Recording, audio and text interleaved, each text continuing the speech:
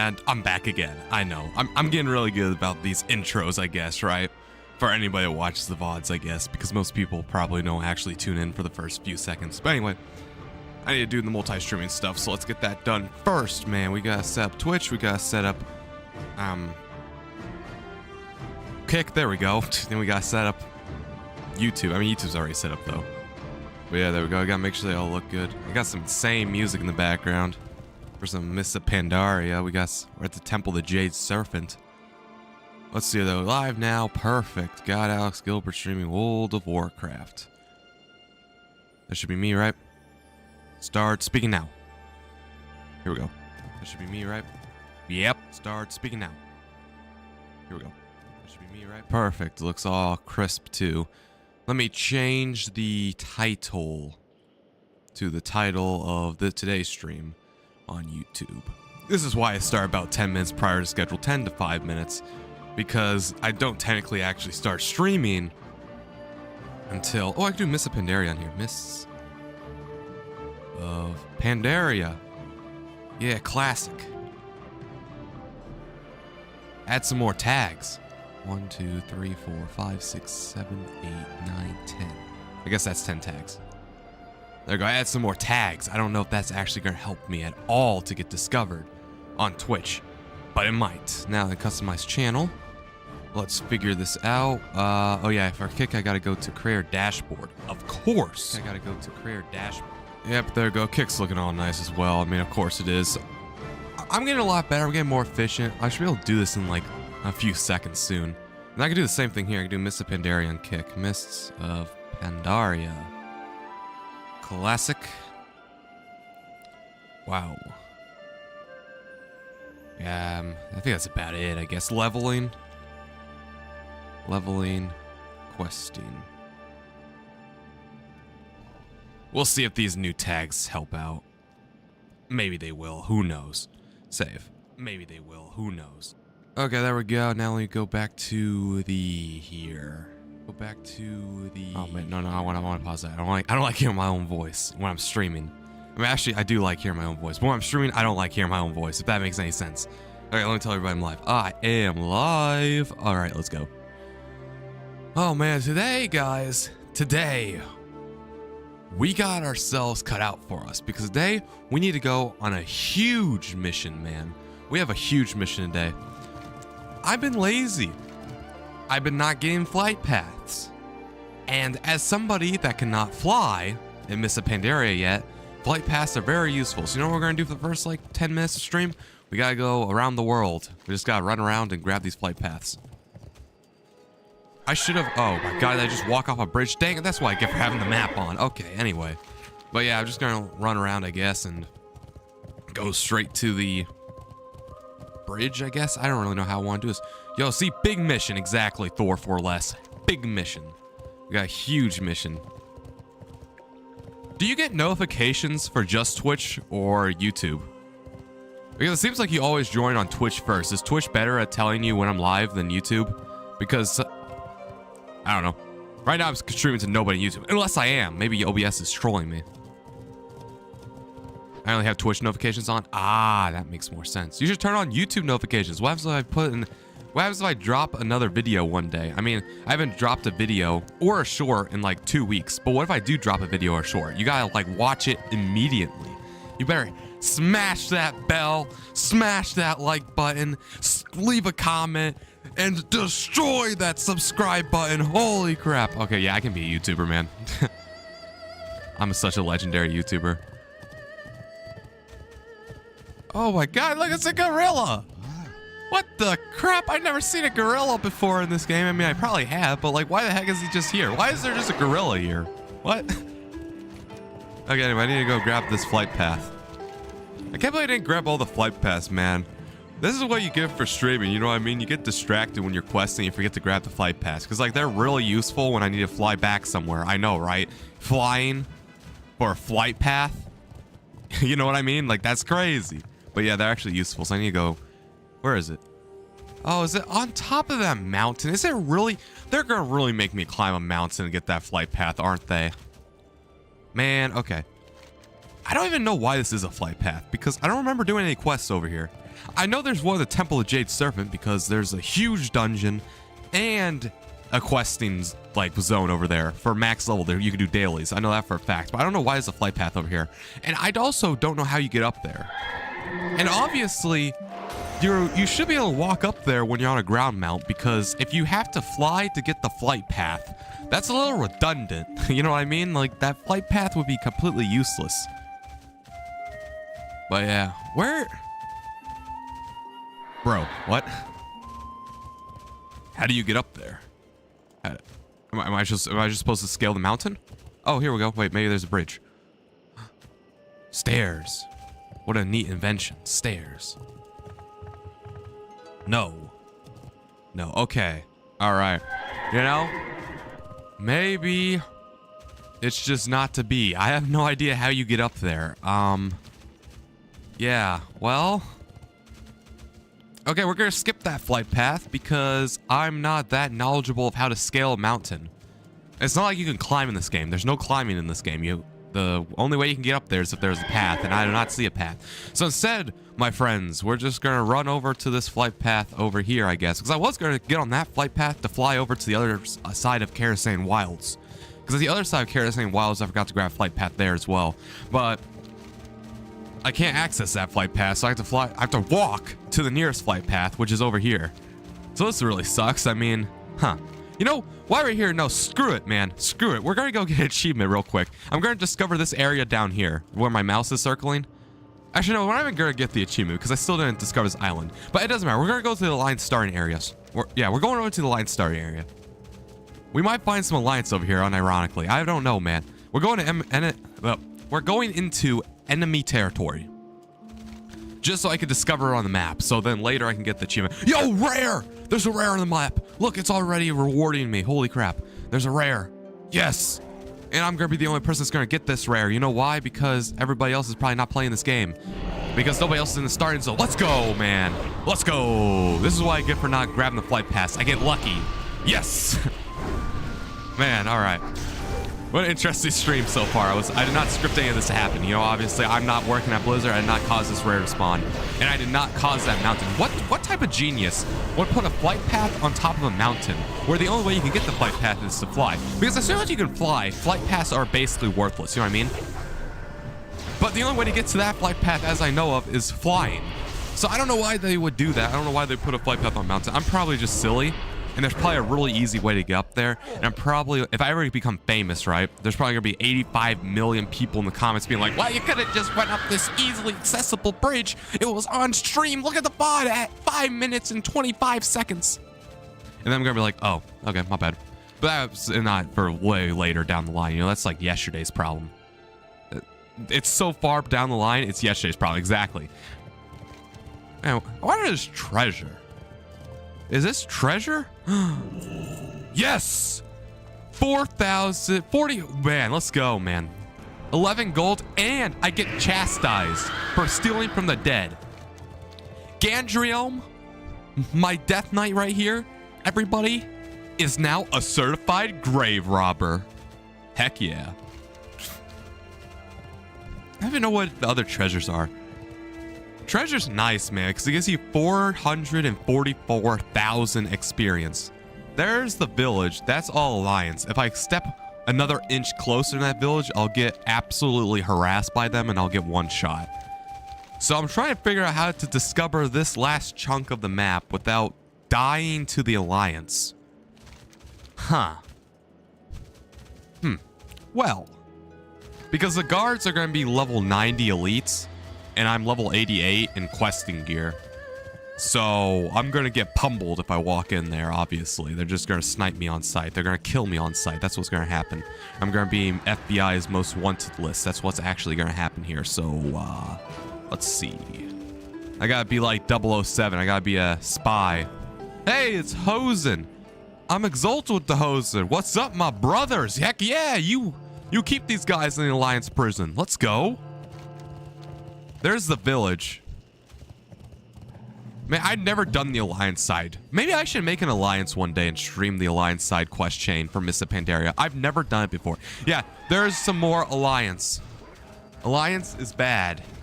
That's a big I guess, city.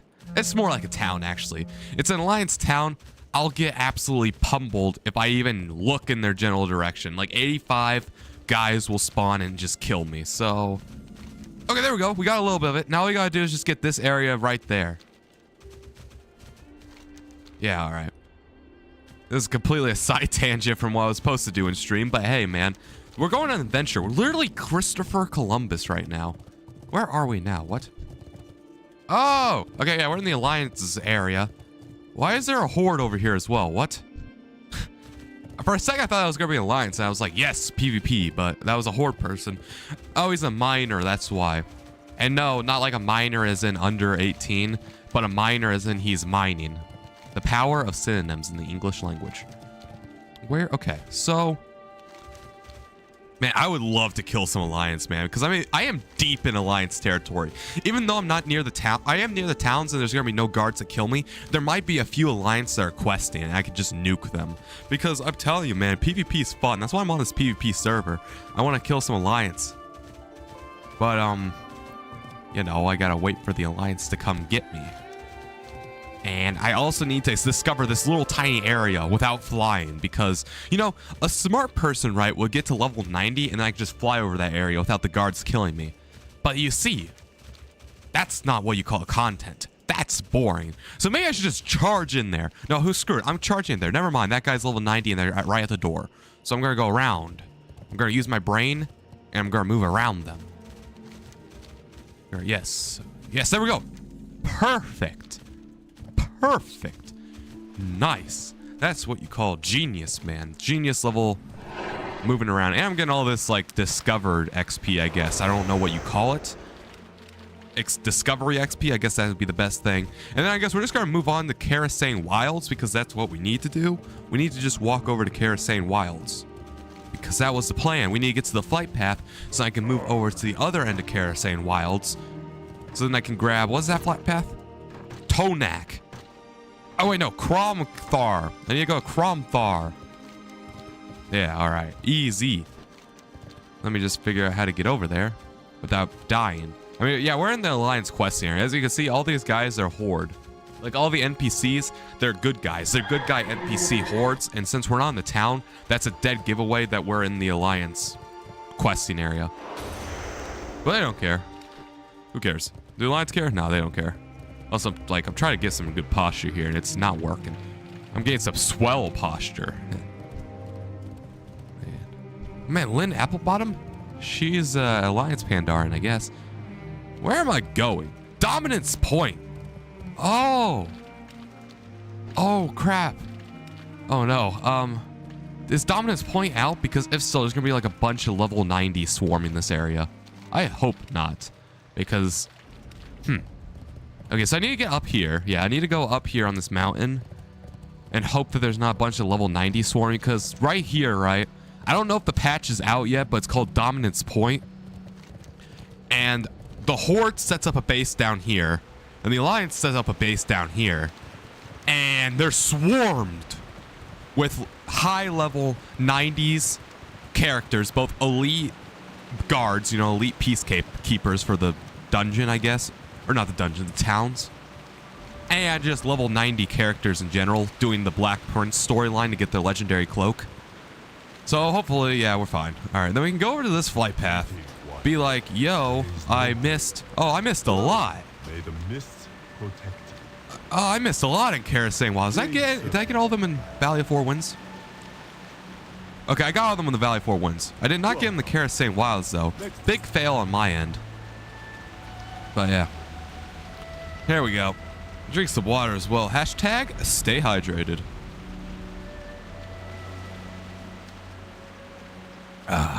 One view. Let's go. The stream's current bitrate. Can I dynamically change the bitrate while I'm in OBS? Because I learned YouTube's actually kind of right. The bitrate that I'm streaming at is stupid. And nobody's actually going to be able to see it. So I'm kind of just wasting internet. I mean, it's not like my computer's working any harder giving out this bitrate. Holy crap, that was fast. What?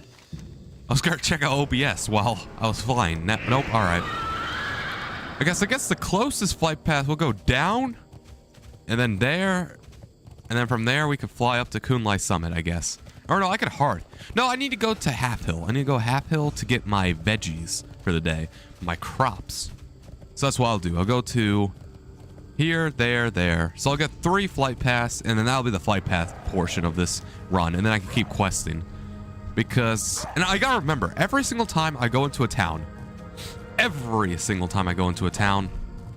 I need to immediately just click on that green exclamation point on top of the flight keeper's head. So then I actually unlock the flight path. Because if I don't do that, I end up looking like a dingus in front of my entire YouTube audience. And that's not what I want to do. Okay, yeah, so I guess man, why did I not get these? You know what sucks about this? Is all this time. I mean, it doesn't really matter. I mean, we saw a bunch of cool stuff. There was a gorilla, for heck's sake. A gorilla. But yeah. Here we go. Walking over here like a bum-ba-dum. At least we got some banger music, man.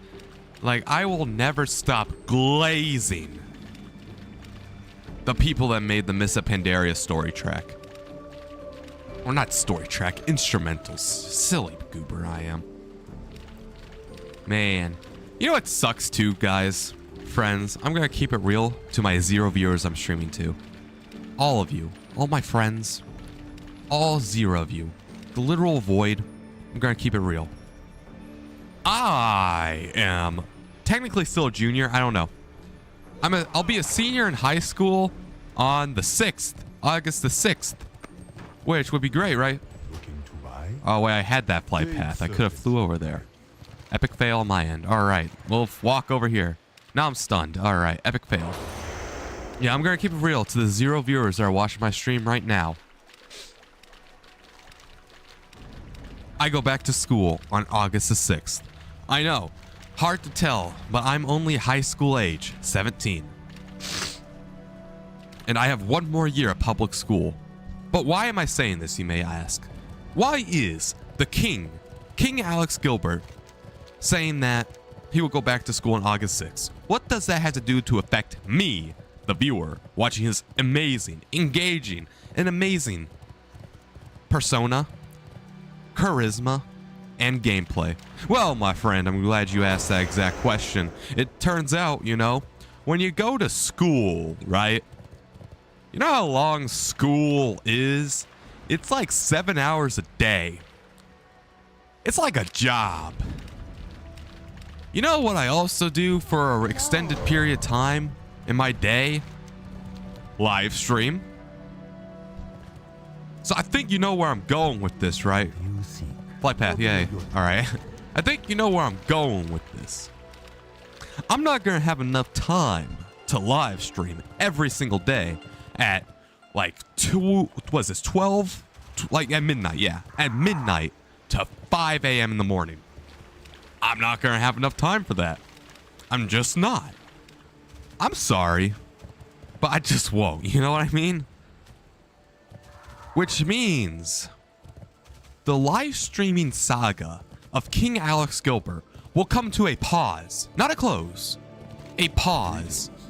And I don't know. I mean, I'm probably going to stream out at least the rest of this week. So the rest of Sunday, Monday, Tuesday, Wednesday, Thursday, Friday, I'm definitely probably going to stream. 100%. Don't you worry. I'm going to stream those at least, right? After that, though, like I said, I don't go back till the 6th. So the 2nd, 3rd, 4th, and 5th are going to be up in the air if I stream. It'll be kind of likely. It'll be pretty likely. But I'm not sure if I'm going to stream. So hold your horses. Like, you're only going to get a few more hours of this, you know what I mean? And then once I go back to school, I'm just going to periodically stream. I don't know. Whenever I have time and I feel like it personally, that's when I'm going to stream. Whether that be on a Wednesday, a Friday, a Saturday, at early in the morning, late at night. I don't know. I'm just going to periodically stream whenever. But don't worry. My channel will not be dead. Instead of posting live streams, or I guess going live, I'm not really posting this. I'm just doing it live as I speak and I'm gaming. So instead of going live, oh, half hill, stop. Whoa, I'm glad I caught that. Yeah, but instead of going live, I will be posting YouTube shorts and regular videos. And community posts, I guess, but nobody cares about those. So don't you worry. Hold your horses. Do not click that unsubscribe button. I'm still going to be posting content. This channel's not going to be dead. I'm at least going to post a short a bunch. I don't know how often I'll post like a well thought out video, you know, like a storytelling video or rap video or something like that. I don't know how often I'm going to do that personally. But I'm at least going to make an effort to post YouTube shorts. A bunch. Which, I don't know, most shorts are hit or miss. But at least I'm doing something on my channel. I'm not going to let this channel die, you know what I mean? I'm just not going to have as much time to dedicate to it. And live streaming, obviously, is such an insane... It's not even insane, right? Because when you make a video, when you make a YouTube video, it takes like 3 to 4 hours to make as well. But the difference is when you're live streaming, right? It has to be a constant 3 to 4 hours. When I'm making a YouTube video, right, on my channel, it doesn't have to be constant. Like maybe 20 to 30 minutes doing like the recording part where you see me, you know, King Alex Gilbert on the camera. Please browse my And then, I don't know, an hour or so to do editing. Like I can split it up, you know what I mean? Then an hour or so to actually post the video, add the description, search engine optimize it, stuff like that. But live streaming, the second I click go live, or actually it starts streaming on OBS. The second I click manage broadcast and go live and start streaming on OBS, there goes, I don't know, somewhere between 1 to 5 hours of my time, depending on however I feel like it, right? But I want to at least stream for 1 hour, you know? That's like my bare minimum. It has to be continuous. Like, I can't just take a break. I mean, yeah, I could take a pee break, you know what I mean? I could take like a 5-minute pee/bathroom break, or maybe I can go upstairs and talk to somebody real quick. But it can't be longer than like 10 minutes, because then everybody will click off. They'll be like, what are you doing? So then they'll all click off, you know what I mean? And you don't want that to happen. So it has to be basically continuous, no breaks. Which is why it's just not good, you know what I mean? It's not good. Oh, Way of the Walk. Perfect. Now I can click on some more Way of the Walks. Greetings. Ooh. Oh, wait, what banquet? I need to get a 575? Holy crap. Oh, I need to do stir fry with... Oh, I need to get reef octopus. Huh, I need to do witch berries then. All right, tomorrow I'll grow witch berries. But yeah, so... You know, it's a big dedication. It's a dedication for live stream. Not to diss live streaming at all. It's just I don't have time for it once when I go back to school. I don't have time to sit down for like preferably 3 hours at least. I don't have time to sit down for preferably 3 hours and record a live stream, you know what I mean? Or go live and sit here and be entertaining, you know, be spectacular, a showman, so some say. But I can do a video, so that's what I'm going to do. Like I said before, I didn't use to live stream, right? I've recently just branded this channel as like a live channel, I guess. I haven't posted a video on this channel for 2 weeks, I think, at this point. I think the last video I posted was Deception Remastered. Official music video. So yeah, we're coming back to rapping. I'm probably going to focus on rapping a lot more because we're going to have a study hall. And you know what you do when you're bored in study hall? You write rap lyrics. So I should have like all kinds of rap lyrics and stuff like that. So rapping's going to do a comeback on my channel. Storytelling videos are probably going to do a comeback on my channel. And definitely shorts. I don't know what the shorts content's going to be about. But I'm going to do shorts on my channel. Don't you worry. This channel's not going to die. I'm just going to have to stop live streaming soon. Unfortunately, you know, it is what it is, right? You can't... And I'm not going to... I guess stop's a bad idea because I'm going to pick it up. Like it's not... I'm never going to... I'm going to pause my live streaming and just live stream periodically whenever I have the time. Whether that be for school break or I'm sick or something like that. You know. We'll see. We'll play it by ear. But... this daily stuff I've been doing every single day. No. we're not gonna have enough time for that, which sucks. I know. I'm sorry that it happened. I didn't even really. When I first live streamed, right, it was complete accident. My friend Chin was like, "Yo, you want to live stream this? Like, we're just all on a Discord call." And it's like, "Yo, you got a YouTube channel, right? God Alex Gilbert," before I rebranded. And I'm like, "Yeah. Hey, you should just live stream this. And you have to actually apply for live streaming." He said that, or she said this. She said this. You have to apply to live stream on YouTube. They have to vet your channel first. So I was like, okay, I might as well go through the vetting process just in case if I ever want to actually live stream. Well, I live streamed instantly. I guess my channel was already vetted or something. It was 6 months old at this point. I've posted like 60 videos. I mean, yeah, they were stacked thumbnail videos, just me rapping. I don't think I posted that many hello-based videos, you know what I mean? But it was still...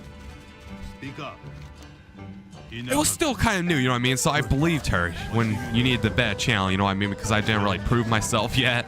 I had, at the time, like 50 subs, like 60 videos, stuff like that. I mean, I had a small dedicated community, of course. But yeah, and I remember she was like, "Yeah, you gotta vet your channel." So I vetted my channel and I hit the live button. So I was like, "Oh, that's odd. I guess I gotta click live and something." And then I just immediately went live. It was as simple as that. I don't remember if I had a webcam or not. I guess you could look at my first live stream on this channel. I don't remember I had a webcam. That was my phone. I don't know if I hooked it up or not. Or maybe I did it in real time. Maybe. I don't actually remember. I really do need to remember that, actually, but it's fine. And, oh, no, don't kill me. No, I'm really dead. I'm really dead. I'll be fine. And it was just completely random. And then you know what happened? You know what was weird? So I'm just live streaming, right? We're just live streaming a Discord call, basically. There was like nothing going on. It wasn't World of Warcraft. It wasn't gaming. It was literally just me and my friends in a Discord call. You know what happened during that live stream? I broke 4 concurrent viewers, 4 live viewers, which was all my friends. So actually that didn't matter. I was streaming to basically nobody other than my friends. But I also gained, like, I don't know what happened. So I guess people were probably coming and going, but I gained like 5 or 6 subs just from live stream. Like, I just watched the content slowly go up. Tatman, that was the first time I found Tatman, one of my loyal live stream people that come and say hello. And it was just crazy. And I was thinking to myself, man, this stuff's easy. You know what I mean? Like, as a teenage person would think, like, wow, live streaming's easy. This is amazing. I was watching my stats. Everything was going great. Watch time was going to the moon. That stream was about 45 minutes. And then I was like, all right, you know what? That was it. I'm kind of bored. But you know, it kind of stuck with me. It planted the seed of success. So, fast forward 2 weeks later, same scenario, late at night, just in call with my friends. And I went live again. I'm like, screw it. You know, you guys want to go live? Heck yeah, Alex. I want to go live. Set up my camera, set up my OBS. Boom. Go live on my YouTube. I don't know how well it did. At that point, I didn't even look at the stats. I don't even remember. But I was kind of in love with it, I guess. Infatuated with it, I guess you could say. I just did it over and over again, but not on a daily schedule. And then eventually I stopped. I can't remember why, but I just stopped. And I started recording more personal, hey, what's up, guys? You know, growing my channel. I went on a YouTube short marathon, right? I was posting YouTube shorts every single day for like, I don't know, 15 days, I think, maybe. And that was just that's where my spare time went, you know what I mean? Recording YouTube shorts, and then I was like, you know, I should make my channel a bit more personal. You know, I have all these rap channels, and the only thing that's actually me is a live streaming. So why not post a bit of content that separates me from every single rapper on the planet? You know what I mean? So I started posting storytelling videos. How the king does this, or I guess how the god does it, I guess, before I did my name change. But how does the god make a Reddit post? How does the god rap?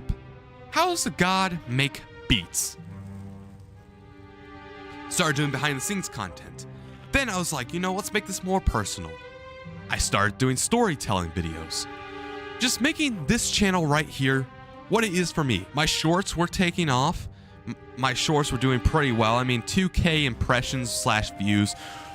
They're pretty bad for short standards, but it was pretty good for me. I was getting subscribers left and right. Then I was like, oh yeah. I made that 100 subs equal mosquito diss track. It was spectacular. Amazing. 2 weeks later, and I made it around at, I think I was at 65. No, I was probably at 70. I was probably around 70 subs. 2 weeks later, when I made that YouTube short, I hit 100 subs on YouTube. I delivered. I was basically busy, you know? I was busy doing raps. I had to do my mosquito diss track, stuff like that. But eventually, my interest died down a little bit. Very slowly.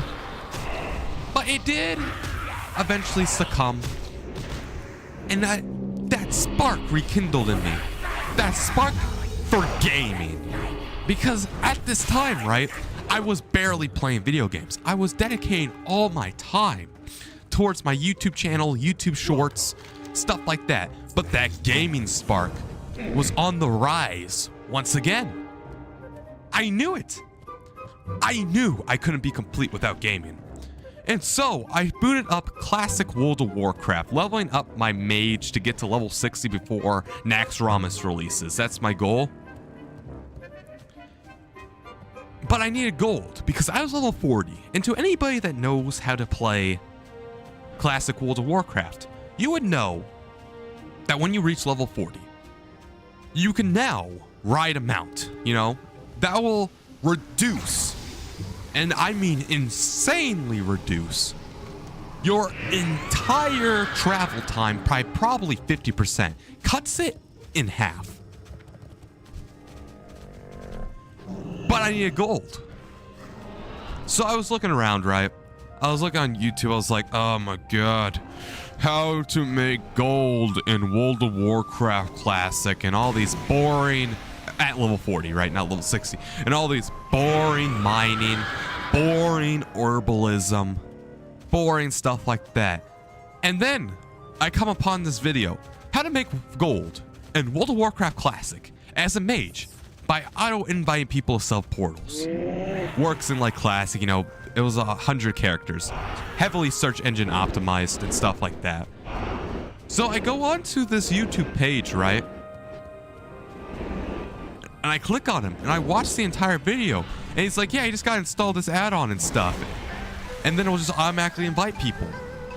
Easy money. They tip you about a gold per portal. In about 90 portals, you'll have your mount. Get it in sub 3 hours because it's during a busy day in Orgrimmar, Undercity, Thunderbluff, Stormwind, Darnassus, Ironforge.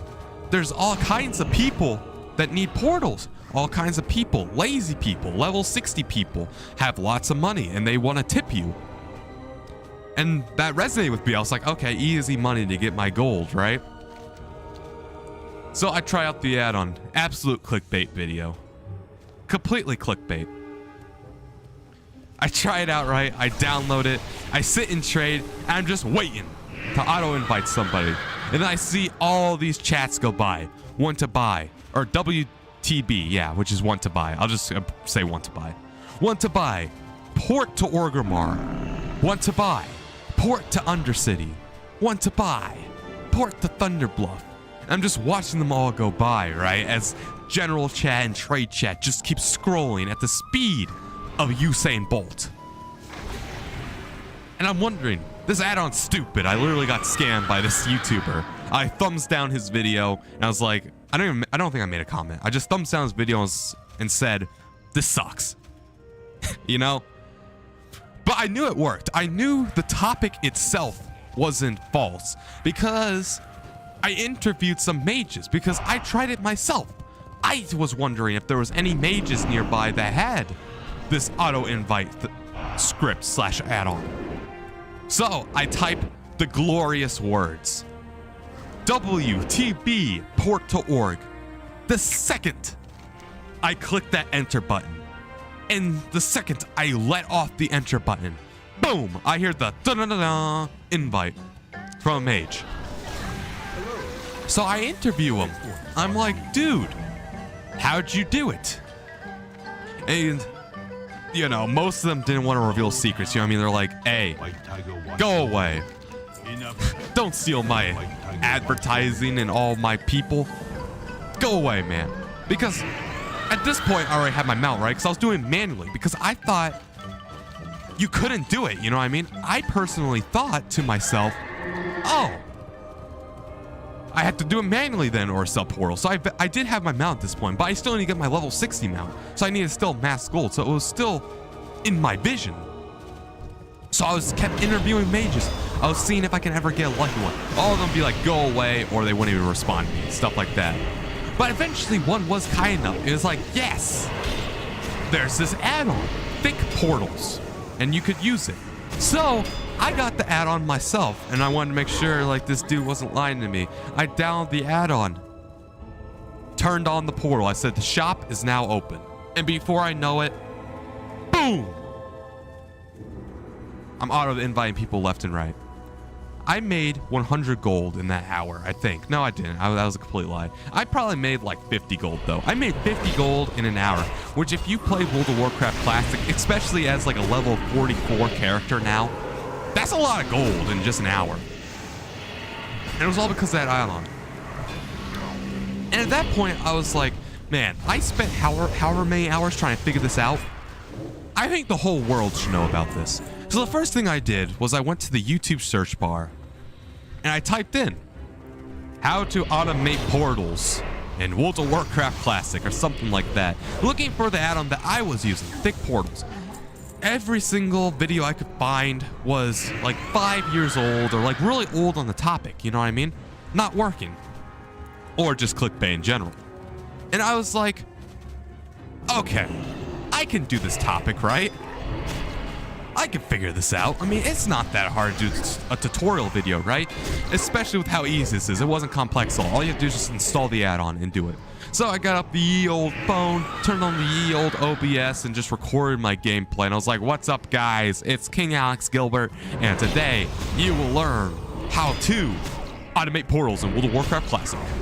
If you're a mage and you need gold for dual spec, or your level 40 mount, or level 60 mount, this is the guide. All other videos on this topic are either clickbait or completely fraudulent in general. So this is how you do it, and I show them the add-on. This is thick portals, you know, stuff like that. It was very bare bones basic. It was like 4 minutes long, I believe. I don't think it was much longer than 4 minutes. If so, it might even be under 4 minutes, that video. You know, I just posted it, right? I wasn't expecting to get views. I was just like, maybe some other mage like me could figure this out one day. Well, I woke up, right? Because, for example, most of my videos only get 300 impressions, maybe even 100 impressions. Basically nothing, right? That's why I'm still a small YouTuber, because YouTube's not pushing out my content. Well, this here World of Warcraft how-to guide in just a day. I went to sleep and I woke up 2,000 impressions in the first day. And I had like 40 views, almost all-time new record. For this how-to guide, the average view duration was crazy. The graph was crazy. And then What do you need? I was like, wow, gaming on YouTube's a genius. So I was like, do I make gaming videos? But I had that live streaming itch from earlier. And I was like, why not take out 2 birds with 1 stone? Why not stream World of Warcraft or any video game in general to my YouTube? See how it does, right? And I've been getting insane impressions ever since then. I mean, that's how I'm on this channel right here. That's how you stumbled upon this video. Because I've just been streaming World of Warcraft gaming videos. It's been getting insane impressions. Way more than what I could have asked for, you know what I mean? It's the best by far. And it's just been going crazy with no sign of stopping. Hello, many greetings. I will say. As a wanderer. Yeah, I will say. My streams aren't always going up. Like, I still have not peaked over 14 concurrent viewers. That's my all-time high. I got that a week ago. But the impressions don't seem to be stopping, really, and they're really good. Like, 1K for a small channel.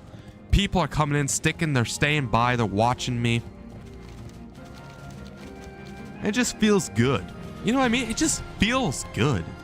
Like, in the bottom of your heart to have people watch you live. Everything seems to be working. So, I guess...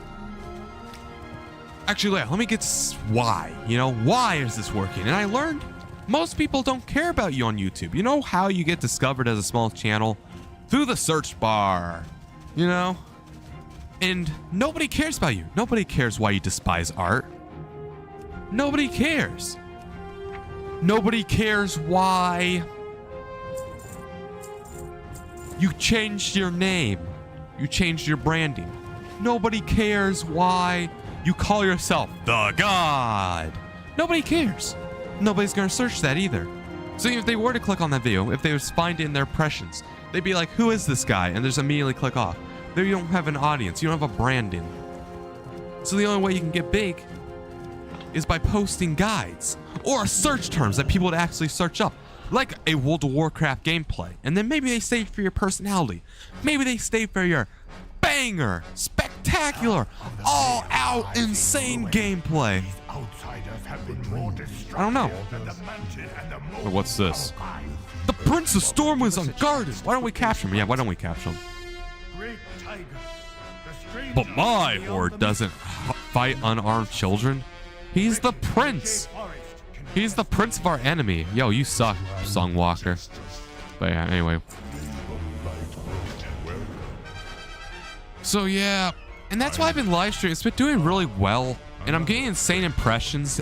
Like, I'm actually getting impressions, you know what I mean? People are actually watching my content. They seem to be liking it. People are sticking in. And that's why I started live streaming. Like I said, this channel's not gonna die though once when I go back to school and I can't live stream anymore. Don't you worry for even a second. This channel will survive. I'm gonna at least post YouTube shorts. Heck, I might even post gameplay videos. I don't know if I will though, but I might do clips of my stream and post that. I don't know, I could do that. But I will say for certain, there will still be content. There'll still be videos, there'll still be shorts. My channel will not die on August the 6th. Neither will my live streams. This isn't the end for live streaming on YouTube, Twitch, and Kick. It's just a pause. I'll be back. Maybe on my winter break, maybe my fall break, maybe my spring break. I don't know. Yes, we are fighters. But one day I will be back. And I will live stream again because I think as a small channel, I've made some banger progress. Maybe not banger progress on Twitch and Kick. But for YouTube, people are stopping by. They seem to be liking them. Honestly, they seem to be liking my content, liking my personality. For my stream VODs, I don't know how much they get, how many likes they get live, but I know for a fact the VODs, I've been getting pretty good like ratio. Like almost all the time, 100%. I think there's a few people that dislike some of them, but that's boring. They're lame. But most of the time, they're 100% like ratio of like 5 or 6 people, which is a lot. You know what I mean? People seem to be liking it, and that's great. So this isn't over. And like I said, whenever I get time, really, whenever I get a lot of time, it has to be a lot of time, obviously, like at least an hour or two, I'll live stream. It'll probably, like, this series will end, obviously. Once when I'm done, once when I go back to school, this character, hopefully he'll be 90 by then, and hopefully I've done all the Missing Pandaria quests. But I'll just start playing this character off stream again. Sorry, you know, it is what it is. I want to keep playing games, you know what I mean? I don't want to have this guy be dead for over a year, or at least until my next break. You know, I want to play him. That's what I want to do. So we'll see. I don't know when I'll come back. I know I'm probably at least gonna stream for Christmas break. Definitely next summer break as well, man. So like this year, I know it's a whole year out, but I will be back. And hopefully I'll have a lot more subscribers too. A lot more internet presence so more people can watch me and enjoy my content for who I am and stuff. Hopefully I'll be a lot bigger. I mean, a whole year's gone by and I'm at 100 subs. Another year, I'll get another 100 subs. I don't know. Maybe I'll have 1,000 or 200 by then. Maybe I'm still stuck. But I'm not going to abandon this channel because it's just a fun hobby. It's who I am. This channel, this Twitch, this Kick, This one has indeed even my SoundCloud is the only time where I can be me, you know? Where I am me. Unapologetically me. Myself. Without any scrutiny. I mean, yeah, actually, no, never mind. I do get scrutiny. But without any actual scrutiny, because I am the dictator of this channel, right? If I really don't like what you're saying, you're banned. But I have not banned anybody yet. And I'm just posting this content out here, so when I'm 30, or maybe even when I am 30, this channel's still around. But when I'm at least 30, I can look back at my 17-year-old self and be like, wow, 20 years ago, here he is. He's playing WoW, you know? I don't know. This stuff's gonna be up forever, you know what I mean? Or probably not forever, but it's getting posted on multiple platforms. It's getting posted. Everything I do on my YouTube, obviously, when I live stream at least, is also getting posted to Twitch, which will be deleted after 7 days, and Kick. I don't know if Kick deletes their VODs, but not just that. The video also gets posted over to BitChute and MakerTube. So even if YouTube deletes my channel or something, the odds are the content, and it will also be on my hard drive, obviously. I'm recording this too, so I have a local copy. But even if YouTube deletes my streams, right? Even if YouTube deletes my channel, I could still go on BitChute, or I can go on to Kick probably, because I know for a fact Twitch will delete my VODs, unfortunately. But I can go on to Kick. I can go on to, I don't know, I guess Maker's Tube, and watch my content there. But I don't see YouTube dying or anything. Even Rumble. Sometimes I post some of my content on Rumble, my videos. But yeah, it's like a digital diary. It's who I am, man. Because you see me, right? You see me at school. You see me in real life. I'm not really King Alex Gilbert. Or I guess Alex Gilbert.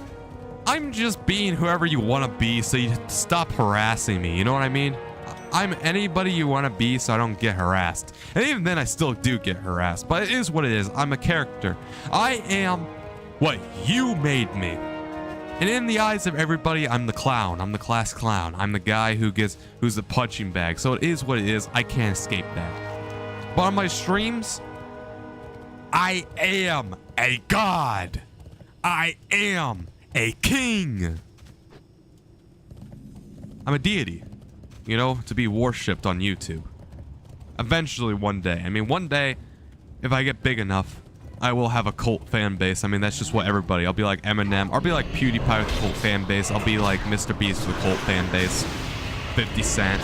Any musician, any creator, any actor, I'll have a cult fan base. I'll be worshipped. And I'll finally be liked for who I am. For who I be. King Alex Gilbert. The quirky individual. The controversial individual that seems to be annoying and push people away. People actually genuinely like. And that will be my legacy eventually. If I keep at it, right? I mean, every single time I post a video, right? It's like playing the slot machine, I guess. You know, you roll the slot machine. It's like filling out a gambling ticket, you know, and seeing, wow, you hit it big or you suck. And most of the time you suck and it never gets pushed out there. But sometimes you put out that video and it becomes famous. It becomes viral. And then your channel pops off. That would be interesting indeed. if that ever happens. And that's what I'm going to keep doing, whether it be a YouTube short, a video, or a live stream. I'm just going to keep throwing stuff out there whenever I can. Even if I can't do long live streams because I'm at school, at least I'll be able to post a short form video, or even YouTube shorts, you know, 30-second short. Maybe even less, like a 10-second short, to be all honest with you. I mean, you got the Reddit pipeline, right? There is a huge pipeline. There's a I have this huge pipeline set up, Reddit to YouTube pipeline. At the moment, I'm just a rabbit hole, right? You have all these curious Redditors that read my amazing posts on Reddit that are highly controversial. They join my channel, they might subscribe, they might hate me, then smash that dislike button, you know what I mean? I wish they would smash the like button, but, you know, if they don't dislike it, I can't really force them to like it. And it's just interesting to see the pipeline there. But right now, I only exist as a rabbit hole. A niche corner of the internet. Very small, very unpopulated, dimly lit. I'm slowly expanding, you know, like I just recently started streaming on Twitch and Kick, so I'm still expanding my influence. But I'm still small.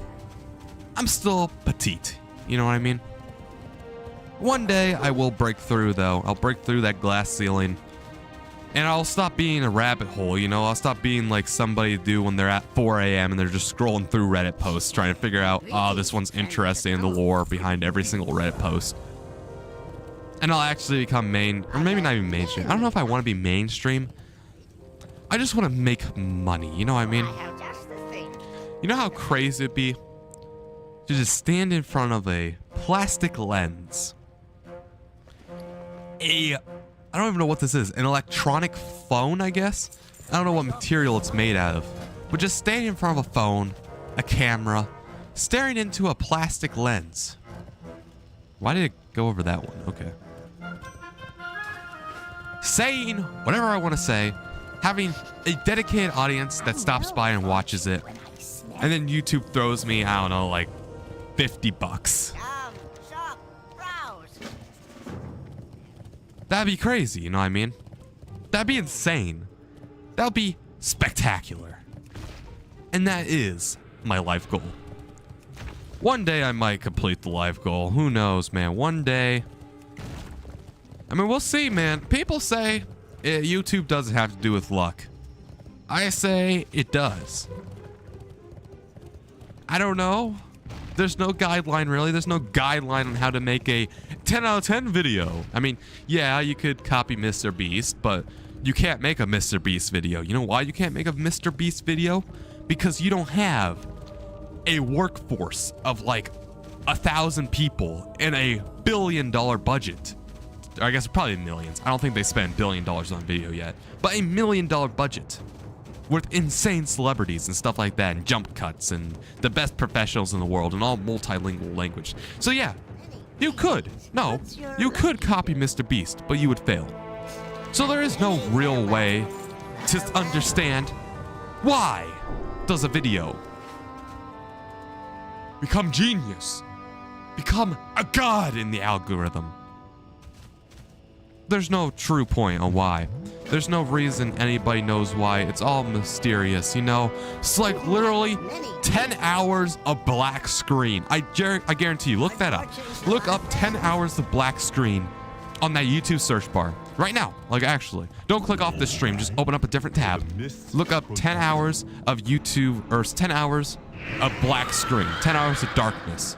No noise, just that. Slow down. That alone, I bet has at least 1 million views. I don't know how long it's been posted for. Time could be interesting too. But 1 million viewers. 1 million people. Like, get that in your mind.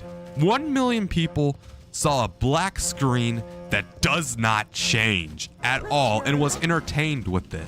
And YouTube kept pushing it. 1 million views. Anybody could have done that. Anybody could have posted that video. I mean, now if you post that video, it's not going to work out because that video already exists. But it probably took that dude, I don't know, maybe at most 5 hours, because I don't know how long it takes to like get 10 hours of footage. of just a black screen. But it was all basically heavily automated, you know, it wasn't like actually he was grinding at it at all. And it got 1 million views. All these comments being like, wow, this is the greatest video of all time, you know? Obviously sarcastic, but no effort whatsoever.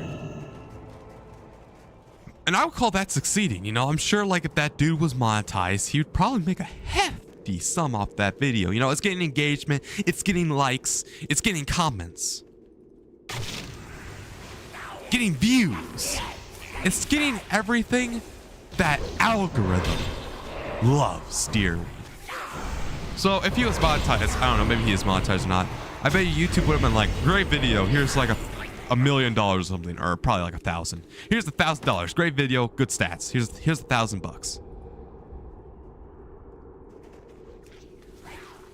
But then you have somebody who spent like literally months, you know what I mean?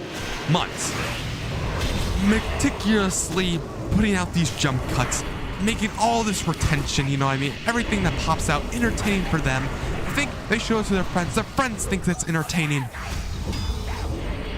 They think it's the best video ever. They put their blood, sweat, and tears into this video, and they want to see it succeed. And then, you know what? They post the video, they have high hopes, they search engine optimize it. It's the best video they've ever seen.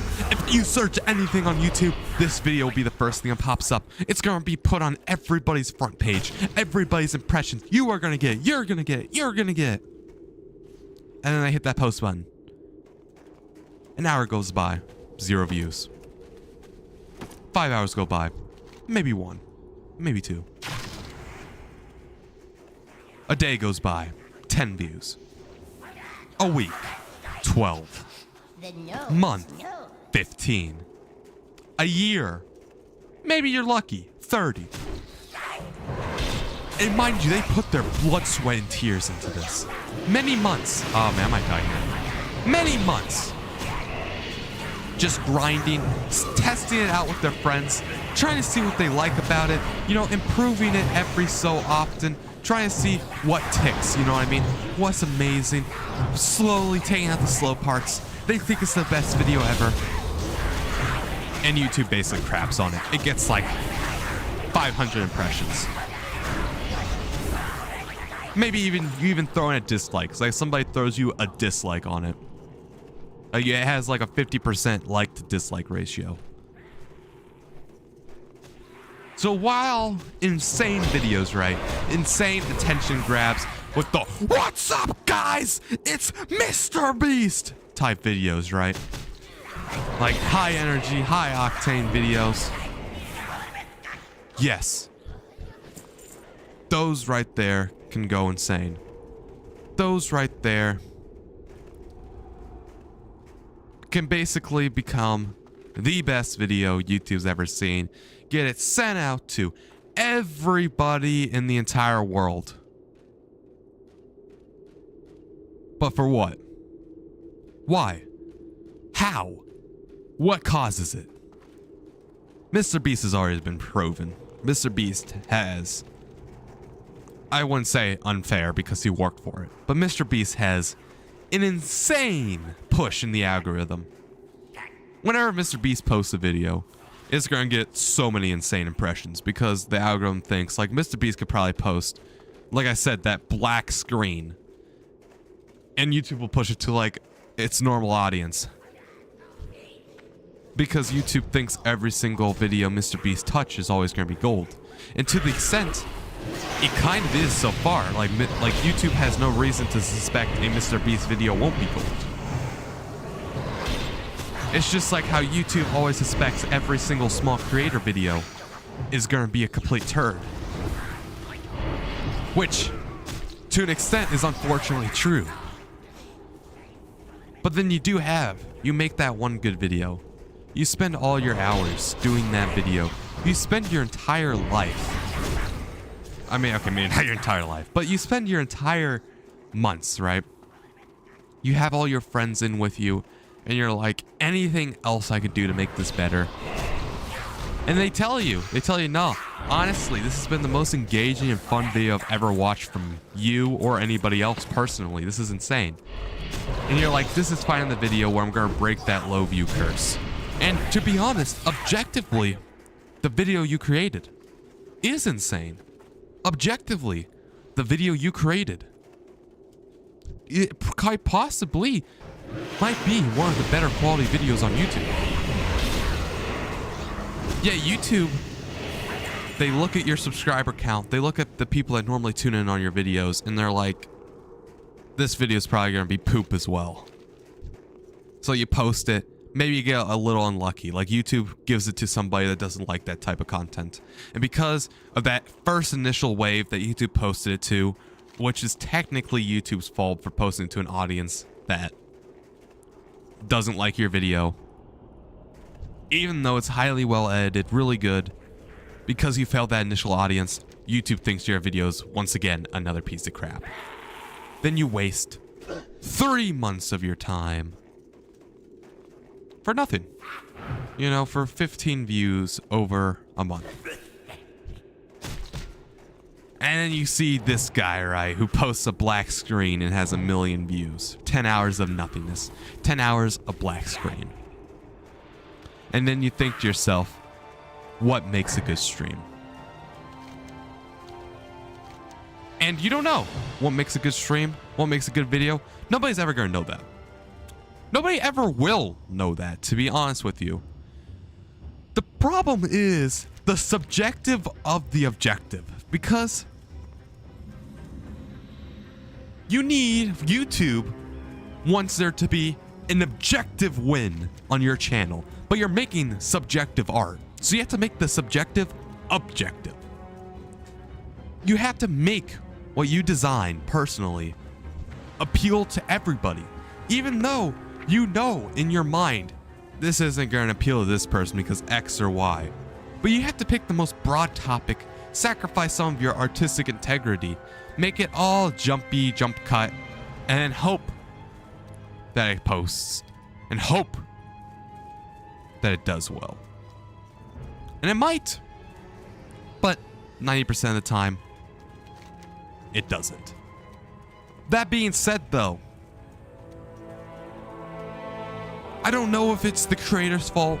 I don't know if it's YouTube's fault. I mean, this debate on my channel is as old as time. I don't know. I go back and forth. Sometimes I'm like, wow, it's the YouTube's fault for not pushing my channel to more content people so I can get better analytics. But then I think, no, it's not. Man, why has this guy been following me ever since I walked down the mountain? That's actually kind of impressive. Hold on. But then I think to myself, no, YouTube's kind of right. YouTube's a business, and they should push out the content to the people that they think are going to get the most eyeballs, not these new guys. To be honest with you, it's probably in between. That's my guess. To be honest with you, it's probably completely in between, unfortunately. Between the YouTuber and between the community person. Maybe one day that will change. I don't know. Maybe one day it will change. Maybe one day it won't change. I'm not sure. But I do know one thing is YouTube should give out a guide, man, on how to make an engaging video starting out. Because obviously once when you found your audience will tell you what videos they like. But when you don't have an audience and YouTube's just like grabs your video, shakes it up, and then throws it and see where it lands. You don't have an audience. And you're going to get a bunch of varying takes from varying amounts of people. Some of them good. Some of them bad. Some of them maybe loyal, like the Emerald Dev and Scratch Yeti that I found. Some of them may be haters. Some of them may be silent watchers. Speak up. But all of them White Tiger watch are going to be completely random in what they like. And you don't know how to keep appealing to them because you have a mixed audience, to be honest with you. Like, some people might like your video because of X, but the other people liked your video because of Y, and the next video you put in a bunch of X, but you leave out Y, well, now those people are angry with you. So what makes an engaging video? What makes it engaging short? What makes a good live stream? Well, that's subjective, and we'll never know. But will we ever know what makes a good and engaging video to the algorithm? That, my friends, we might know, because that, my friends, is mathematical. The algorithm, the almighty algorithm, looks at specific stats and specific parts. So that right there, you might finally understand one day. And I just hope it does. I hope one day YouTube tells small content creators, yeah, you gotta do X, you gotta do Y, and you gotta do Z. That's what you gotta do to make a good, engaging video at the start. That's how you get your core audience. From there, we're gonna stop holding your hand. You have to engage with your core audience then. Because as a small creator myself, I guess my core audience would be like 3 people. I guess no, maybe 4 or 5. We got Emerald Dev, Scratch Eddie, Devin Thunder, Sir John McDonald, and Chilo. Oh, I guess Tatman as well. Each one of these people, I know for a fact, have differing tastes. Emerald Dev just likes me because of me. I could do anything. Like, for example, King Alex Gamer. Like King Alex Gilbert, more like King Alex Gamer. That's what he said on one of my, my World of Warcraft guide video. But Tatman, he only likes my live streams. Chilo, I'm not sure what Chilo likes, to be honest with you, but I know Chilo watches my live streams. Who else is there? There's also Scratch Eddie. Scratch Eddie seems to only like my, I guess, posted videos. I don't think it matters to him, but he only watches my videos, whether that be for like a really long video or a really short video. That's all he seems to watch. Maybe my shorts as well, but he does not come into my live streams. Devin Thunder only likes my music streams.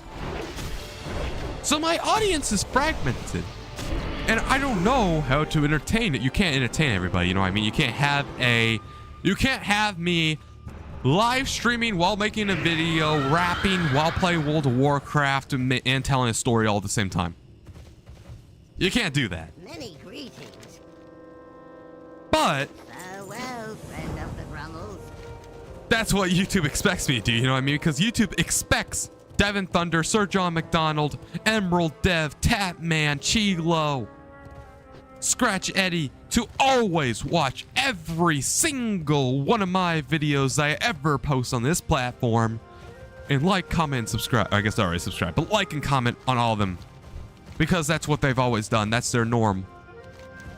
And when they don't do that, YouTube's like, what the crap, man? This is your core audience. They don't like it? Well, then we don't like it. And then they chuck it out the window. Then it makes you wonder. You sit down and you wonder, well, how do you get a fixed audience? Because, and I think it all comes down to what YouTube did, right?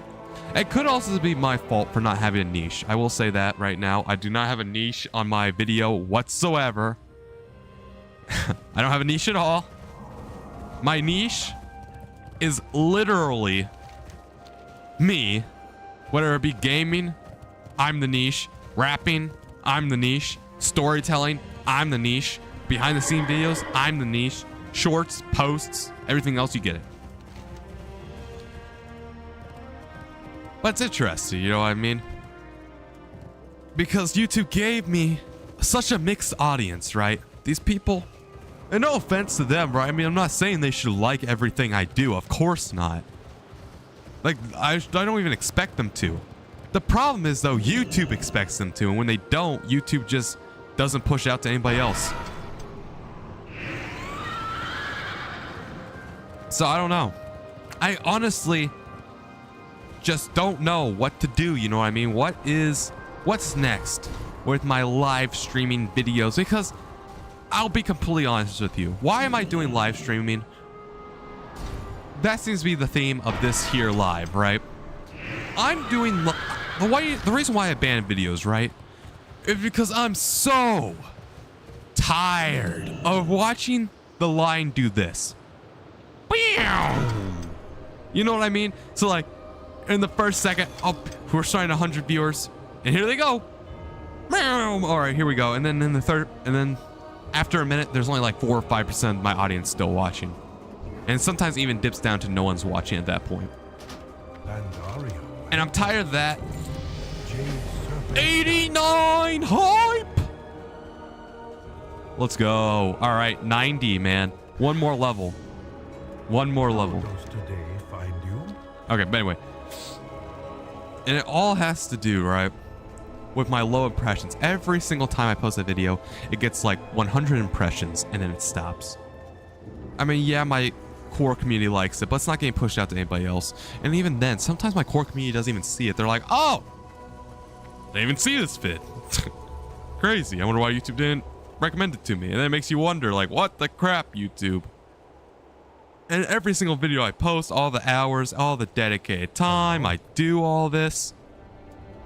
And you know, it's a lot of time too. Like I said, each video takes anywhere from an hour to 4. Like it takes about an hour to 4 to make it. So I'm wasting all that time, and then YouTube's like, they give me the thumbs down. And all that time's wasted. So I'm like, all right, what's the point, man? Why am I doing this? And I just decided to stop. But I didn't want to stop all the way. Pandaria. I mean, YouTube Shorts is still doing very nice. Greetings. Eyes But open. everything else just sucks. So I decided to just completely stop with my videos. Just ride the wave out, you know what I mean? A-E-E-I-A-E-E-I. Interesting, Thor 4 less. You saying your vowels there? You're missing U. And sometimes Y. But yeah. I don't... Because yeah. Impressions. Every single time I post a video, each video would do worse than the last. Even though I feel personally and really objectively, my videos have been getting better. Yet YouTube's been treating them as they've been getting worse. So that's why I just started streaming. I'm like, screw it. Whatever happens, happens on live streaming. Because I'm going to play this game anyway. Why not stream it, right? Why not? We'll see how it goes. And it's been doing pretty well, honestly. I've been liking it more than just doing... I need to summon Warwalker show. That's what I gotta do, yeah. Can you hear me? And I've been doing, it's been going pretty well. It's going pretty nice, you know, no problems at all. I'm just chilling, doing my thing. The YouTube seems to like it. I've been getting a lot more viewers. I've gained like 3 or 4 subscribers off of it. I found Chilo. Chilo likes my streams. YouTube's actually pushing it out. I get on average 1,000 impressions per live stream. They like pushing out the VODs as well. People are watching it. Watch hours are going up on my channel. Stuff like that. All the good stuff, right? And each time I get better in a live stream, I feel like YouTube actually thinks the live stream's better as well and pushes it to more people. Yeah, every single time I get better on making a video, YouTube pushes it to less people, unfortunately. So it is what it is. It's how the cookie crumbles, right? But it gets very, very disheartening. Very, very depressing. And over time it weighs on you. And I've quit making videos, and then I start up making videos again. And I always come back with a different take, you know, see what's up, like what's what, you know what I mean? Just see what happens. Whatever happens, happens, right? And I don't know, maybe after August 6th, maybe I'll come up with a different take on my videos, and different take on my gameplay, and different take on my channel. That could be interesting. Maybe I will.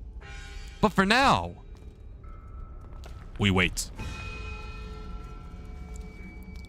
I am excited though. Actually, I'm not excited to go back to school. Why did I even say that? You know, I think now I should keep talking about what's going on in my school, because you guys personally don't know this. The Discord does. And at this point, I'm not sure. Maybe Thor's still listening, right?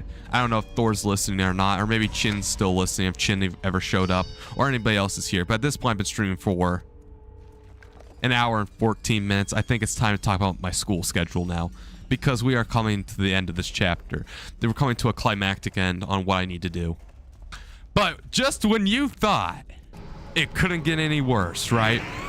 Just when I thought, you know, the negligence from Miss Miller, and all the mistakes she did, and all the negligence, and all the times that she could have corrected it, and all the times I'm getting literally screwed over.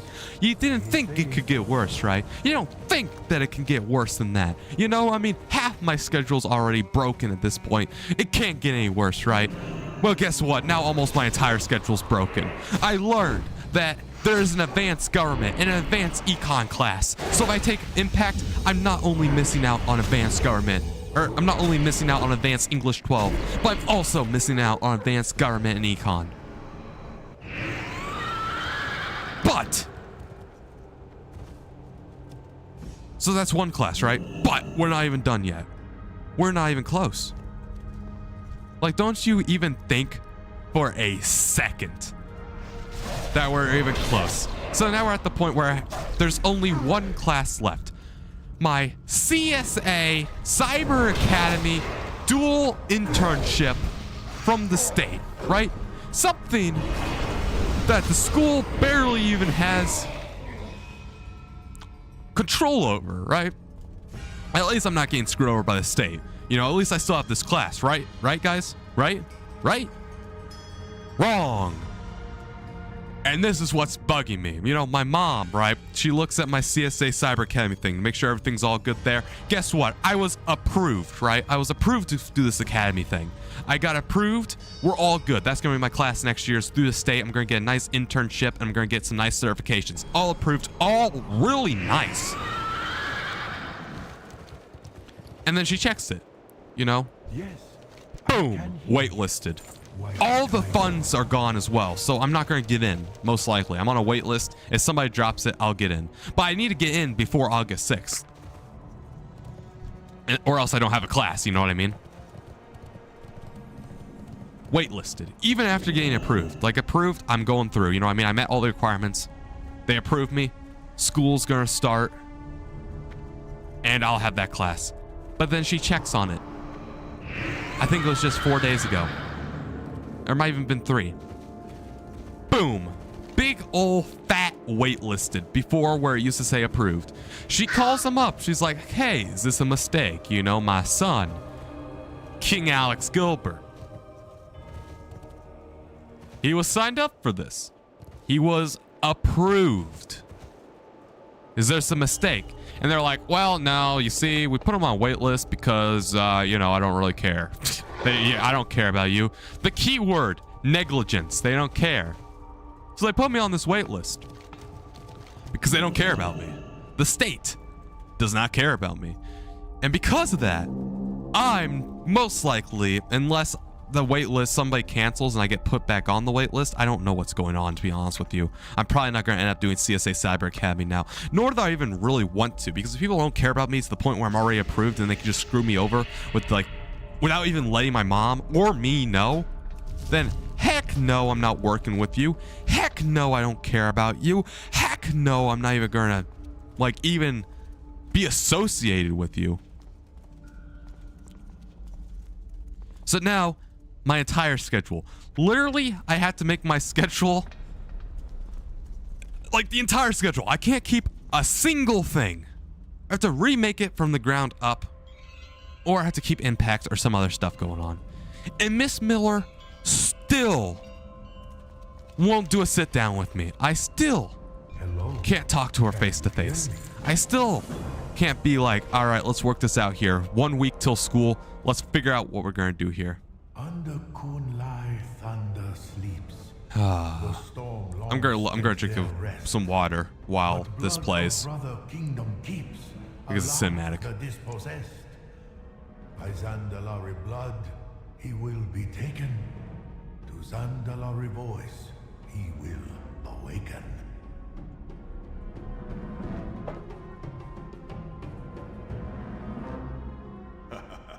Secure the remains, brothers. The Thunder King shall live again.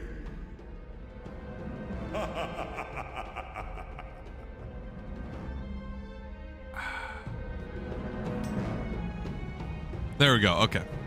I wanted to show you guys cinematic, so I was going to shut up during it. But yeah, so my CSA Cyber Academy, that's gone now as well.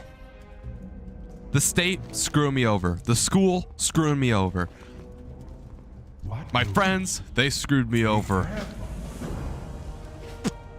So I have to remake my schedule, sit down one-on-one with Miss Miller and be like, we need to fix this. But it's not even done yet. You know, the funny part isn't even over. So guess what? In order to graduate from high school, I need to A, work a job, B, do sports, or C, volunteer. Well, the Cyber Academy internship, right, is technically working a job. And it fulfilled my requirements too. Guess what? Work a job. What is happening? What? There's not? Okay. This is so bugged. Yeah, that's supposed to be colored if it does that. It's supposed to be a colored tile, but Blizzard's a bit of goobers. But yeah, so because the CSA Cyber Academy was the only way I can graduate, right? Because it's technically a job. It was my pathway to graduate, because you need to have 3 pathways. I finished 2 of them. I'm not going to tell you what they are, because I already finished them. They're not relevant. But the second one, the work-based pathway / volunteer pathway / sport pathway, I haven't done. But now I have to. I have to get it done, or else they don't give me my diploma when I graduate. Be careful. Well, unfortunately, guess what? I'm gonna have to get a job now because my whole CSA Cyber Academy thing blew up my face. You know, relying on the state, I guess. Maybe I should just stop relying on the state. Maybe I should stop relying on the school. So now I'm either gonna have to get a job or volunteer. This comes to the hero of our chapter, right? Maybe. I don't know. I sent them an email. We're gonna see if they respond. But if so, they're gonna be the hero of our chapter. And if it even counts, I'm not even sure if it counts. But the hero of our chapter is Teen Court. Bum, bum, bum. Woo, we love Teen Court. Oh my God, we love Teen Court. Woo, Teen Court, not Teen Court. Teen Court for teenagers. And I volunteer there. It's basically like jury duty, but for teens. I know, crazy, right? That's how they got the name, Teen Court. And keyword, right? Keyword, insanely important word. Volunteer. Which means I may get my volunteer requirements so I can actually graduate. And not only that, but I could put it on my scholarships and my resume. And that would be great. And employers would think that's a great idea. They'll be like, wow, this guy did Teen Court. Holy up. Bob, hire this guy. Bob, give this guy a scholarship. Because I did Teen Court. I volunteered to the community, you know, stopping people from going to jail and instead getting them community service hours. Stuff like that. And we'll see if that counts. Because if that does count, that's a really easy way to get my pathway. Because right now, I don't think you guys understand, right? This has been the topic of my streams. Like, out of the 5 streams I've done of World of Warcraft, Miss Pandaria, I believe 3 of them were talking about this. So you guys don't understand, right? I'm screwed. Like, I don't think you understand, right? And I'm gonna make this real clear to everybody who's listening right now. King Alex Gilbert, until we come to a reconciliation with my scheduling, I'm screwed. S-C-R-E-W-E-D, screwed. No understatement, because this senior year, like I said 1,000 times before, is by far my most important, most influential schedule. Not only will it affect what I do after after high school, but it will also affect even if I graduate, because like I said, that state thing, I thought I had it locked in stone. I thought I was going to do this state internship. It was going to be great. I was going to get these cool certifications, and I, at the same time, I wouldn't have to work a job, and it would be perfect. But now that's falling apart as well, so now I don't even know if I'm going to graduate. I could be a super senior with a freaking 4.3 GPA. That's right. My GPA in high school is a 4.3. And they still might hold me back and make me a super senior if I don't get a job. Which at this point, I'll have to get a job. Now, I was thinking, right, for a last-ditch Hail Mary. Well, I guess a last-ditch Hail Mary would obviously get a job. But a last-ditch Hail Mary to avoid the job is if, let's say, teen court falls through. Teen court completely falls through. Let's say in this hypothetical scenario, Miss Miller's like, teen court, more like don't court, stupid court, even though I'm getting paid. So I couldn't even say it's a job technically. I mean, it's a stipend. So it's not, I'm not really getting paid, but it's a stipend. So I'm getting money, but not like, you know, it's not like I'm actually getting paid. I'm not like on somebody's salary or anything. I don't know. It's hard to explain. But yeah. And I'm waiting. And we'll see, like I'm saying, if it falls through, right? If all this falls through, I could get monetized on YouTube, Kick, or Twitch. So please, as a shameless and heart-to-heartfelt talk with your favorite streamer, whether you be on YouTube, Kick, or Twitch, please drop a follow, drop a sub, drop a like. So I could show my counselor I make money speaking into a microphone and playing video games in my mom's basement. Go on, dude. That was good, right? That was good. But I mean, obviously that's not gonna happen, right? There's no way I get monetized in time. I've had this channel for, I believe, 7 months now. I believe I made it in January, and we're only at 113 subscribers, which, I don't know, maybe that's great progress, right? Maybe I'm making insane progress, you know, great, like that tiger always says, Tony the Tiger. Maybe I'm making insane progress. But at this rate, I'm not going to hit monetization in time on YouTube. I don't know what it takes to be monetized on Twitch. I have absolutely no idea at all. On Kick, I gotta get followers and have unique chatters in my stream. So, I don't know. I could get monetized on Kick, honestly. There's no way I'm gonna get monetized on YouTube. I don't know what it takes to get monetized on Twitch. But I need to get monetized on something, because if I don't, then I can't prove that I have a job and I don't graduate. But I think teen court's gonna help out, right? I think myself going into teen court being like, you know what, this guy should only get 10 hours of community service instead of spending 2 years in juvenile detention. I think doing that, serving my community, my town, my county, I think that'd be great, and that will fit, and I'll be able to graduate with that. But if not, then I will reiterate this. I am SCREWED, screwed. And if he had that on auto-generated captions, that would have spelled out screwed.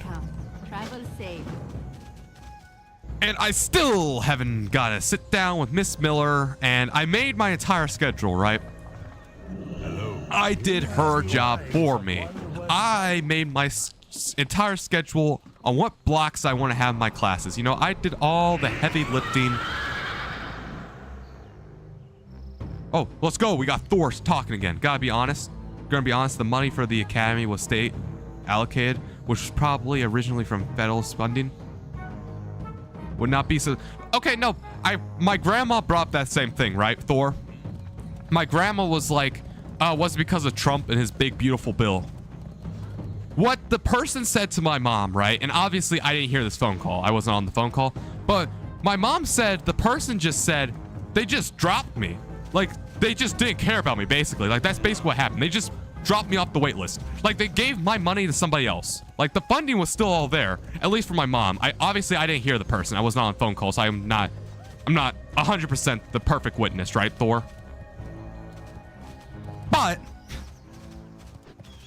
from what I'm hearing and what she's explained, she's just basically what happened is they just bumped me off the approval. They just bumped me off the approval list, and they're like, "Heck, got ya. We're just gonna put this guy that we like on the list." I don't know what's going on. My dad said maybe it's because some superintendent want his kid on there, like somebody with power, like maybe some superintendent want his kid on there and they just bump somebody off, or you know, somebody with power, like a mayor. I don't know, but somebody could have said that, right? That's what my dad thinks. My dad thinks, from like the information that my mom gave me, he was probably like, yeah, I'm just gonna assume some powerful person knocked you off the list so they can get him, because from what I've heard, they still have the money. They said the funding's still, like, the funding's gone now because they already funded all these kids. Like, they already spent the funding because school starts in a week, obviously. But from what I heard, the funding used to be there. And this was during Trump, right? Like, Trump was in office when Indiana put out this stuff, right? When Indiana put out this opportunity. So I doubt it was from Trump. I mean, it might have been from the big, beautiful bill. But, I mean, it's a state thing, right? But then, I don't know. You said it was federal, though, right? Gotta be honest. That money from the Cammy was state allocated, which was probably originally for federal funding. I don't think it got shot dead. Because like my mom said when she was talking to the person on the phone, right? She had it on the phone. And I think it was just negligence, once again. Like, if I could do a chapter for each phase of my life, this chapter would be negligence. Nobody cares about me. You know, kick somebody off so then somebody else can get on. That seems to be what's going on, personally. But I don't know. We're never going to know, right? I'm probably not going to get in the program. They said the best they can do is move me to the start of the wait list. So if somebody drops it, I'm going to be the first person on there. But to be honest with you, I don't even know if I want to do it anymore, because if they're just going to screw me over that easy, like, at least Miss Miller is responding to my emails. Like, my mom is still waiting. She is still waiting for somebody to call her back from the State Department, because she called up the State Department and she was talking to some like a call person, like somebody that's not knowledgeable. And she's still waiting for a call from the State Department for somebody that's like actually knows what they're talking about. And they won't call him back. At least Miss Miller will email me back. The State Department won't even call my mom back. So they probably won't. Like, it's been a while now. I mean, it's been 3 days. I don't know, maybe they'll call back on Monday. But they have not yet to call back. So I'm getting screwed over there. I'm getting screwed over by the state. I'm getting screwed over by the school. Like I said, the whole world is a circus and we're all clowns. That's basically what's happening here. I got kicked out of the program for no discernible reason. I was approved. We got the email saying I was approved. We got all this fancy stuff saying, all right, congratulations, welcome to the program. And then I guess what happened was, like, 2 weeks later, they waitlisted me and they didn't send out any emails or anything. And they're like, well, you should have got an email, which my mom didn't. Neither did I. Neither did we get any phone calls. And I don't know, maybe the school got an email. Miss Miller just didn't tell me, but I doubt Miss Miller got an email either. So I got screwed over by the state, get screwed over by the school. My entire schedule's all messed up. But all hail Teen Court, because Teen Court might honestly make us feel great. You know? I'm putting all my eggs back into the state basket again, but now we're talking about Teen Court. Because I do not want to work a job, and Teen Court sounds like the easiest way to fulfill a pathway with getting a stipend and a check. And if not, I become a super senior, I don't know, and I'm still screwed, right? I still don't even know my schedule. I did Miss Miller's job all by her. Like, I'm telling you, I have my entire schedule. Me and my mom sat down, stared at that master schedule, because I don't know if you guys checked your email, but if you go to your Gmail account and you check your Gmail account, the master schedule's in. So me and my mom sat down for like 3 hours straight with a pen and a pad. And we made our master schedule. We made the schedule that I would have, because I think I'm dropping Impact. Unfortunately, because the school is stupid and they're artificially gatekeeping me from the classes I want and artificially gatekeeping me from the friends I want, I think I'm going to drop Impact. I am leaning towards dropping Impact, I think, but there's a bunch of cons that have to go with that as well. But I think I'm now leaning to drop Impact, which sucks, man, because, you know, I was hyping up Impact, man. If you go back to my first WoW Cataclysm stream, I was hyping up Impact like it was the second coming of Jesus Christ himself. I was loving Impact. I think Impact would have changed me. Would have changed me as a person, you know what I mean? But you know what also is really important in my development into an adulthood? College level English classes and college level government classes and being with my friends, you know what I mean? And not being depressed for half my day. Because at least now, I'm not going to be depressed for half my day being in a classroom Mr. Camp, man. Because, like I said, I have insane mixed feelings about Mr. Camp. Sometimes I like Mr. Camp. Sometimes I think Mr. Camp is an absolute douchebag.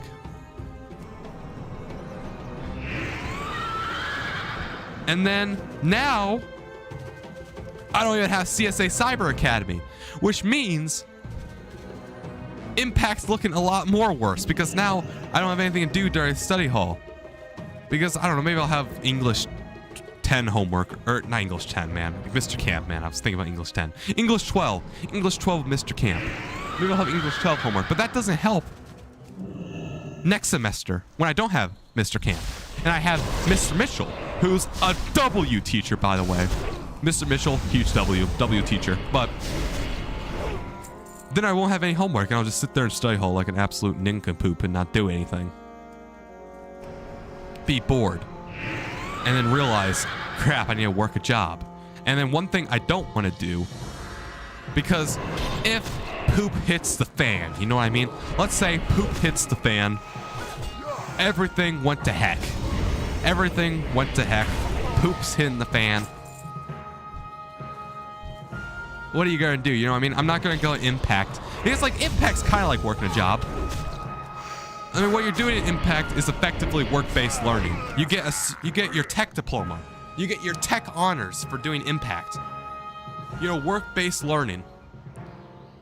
And then I have to go to another job right after school. I mean, no offense. I like my desk jobs, you know what I mean? I like my desk jobs where I just sit down and don't do anything. That's what kind of school is. So I have to work. I don't want to do Impact.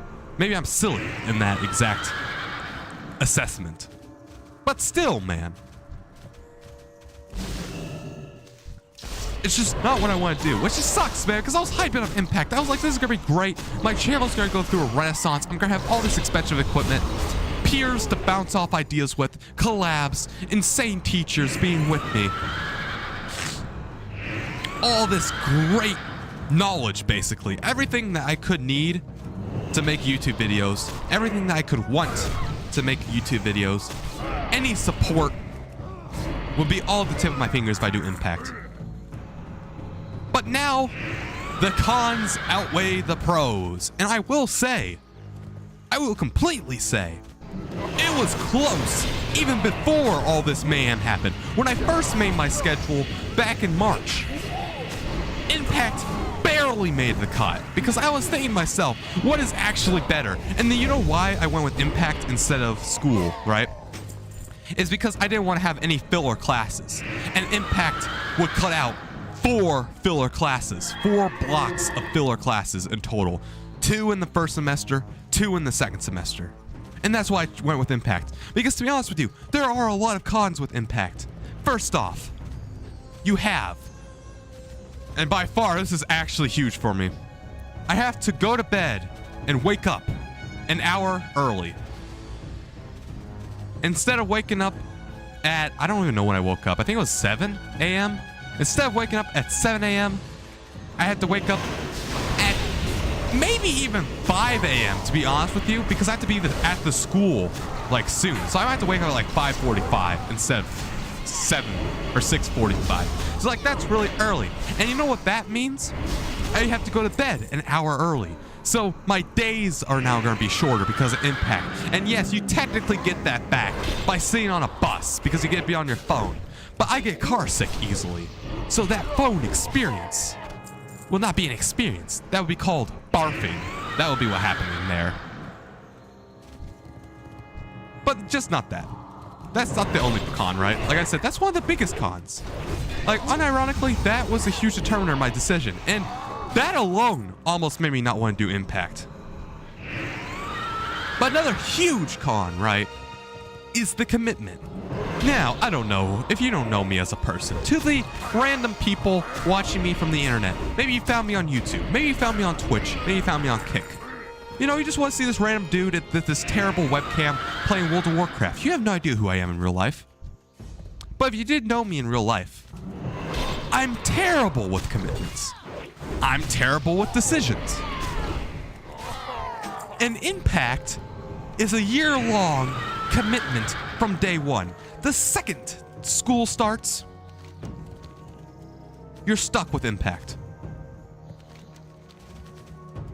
If you hate impact on the first day, well, buckle up, man, for 179 more days of heck, right? Buckle up, man. You're in for a joyous ride. And by joyous, I mean depression. Which sucks, you know, and that scares me. That honestly does scare me. It's a huge commitment. So those two things are the biggest cons. I mean, yeah, there's a bus ride to school. I think that'll be boring, but I can deal with that. Bus ride. I can't do sports if I do impact, but that's completely fine. I'm not going to do sports my senior year anyway, unless I want to, but I doubt it.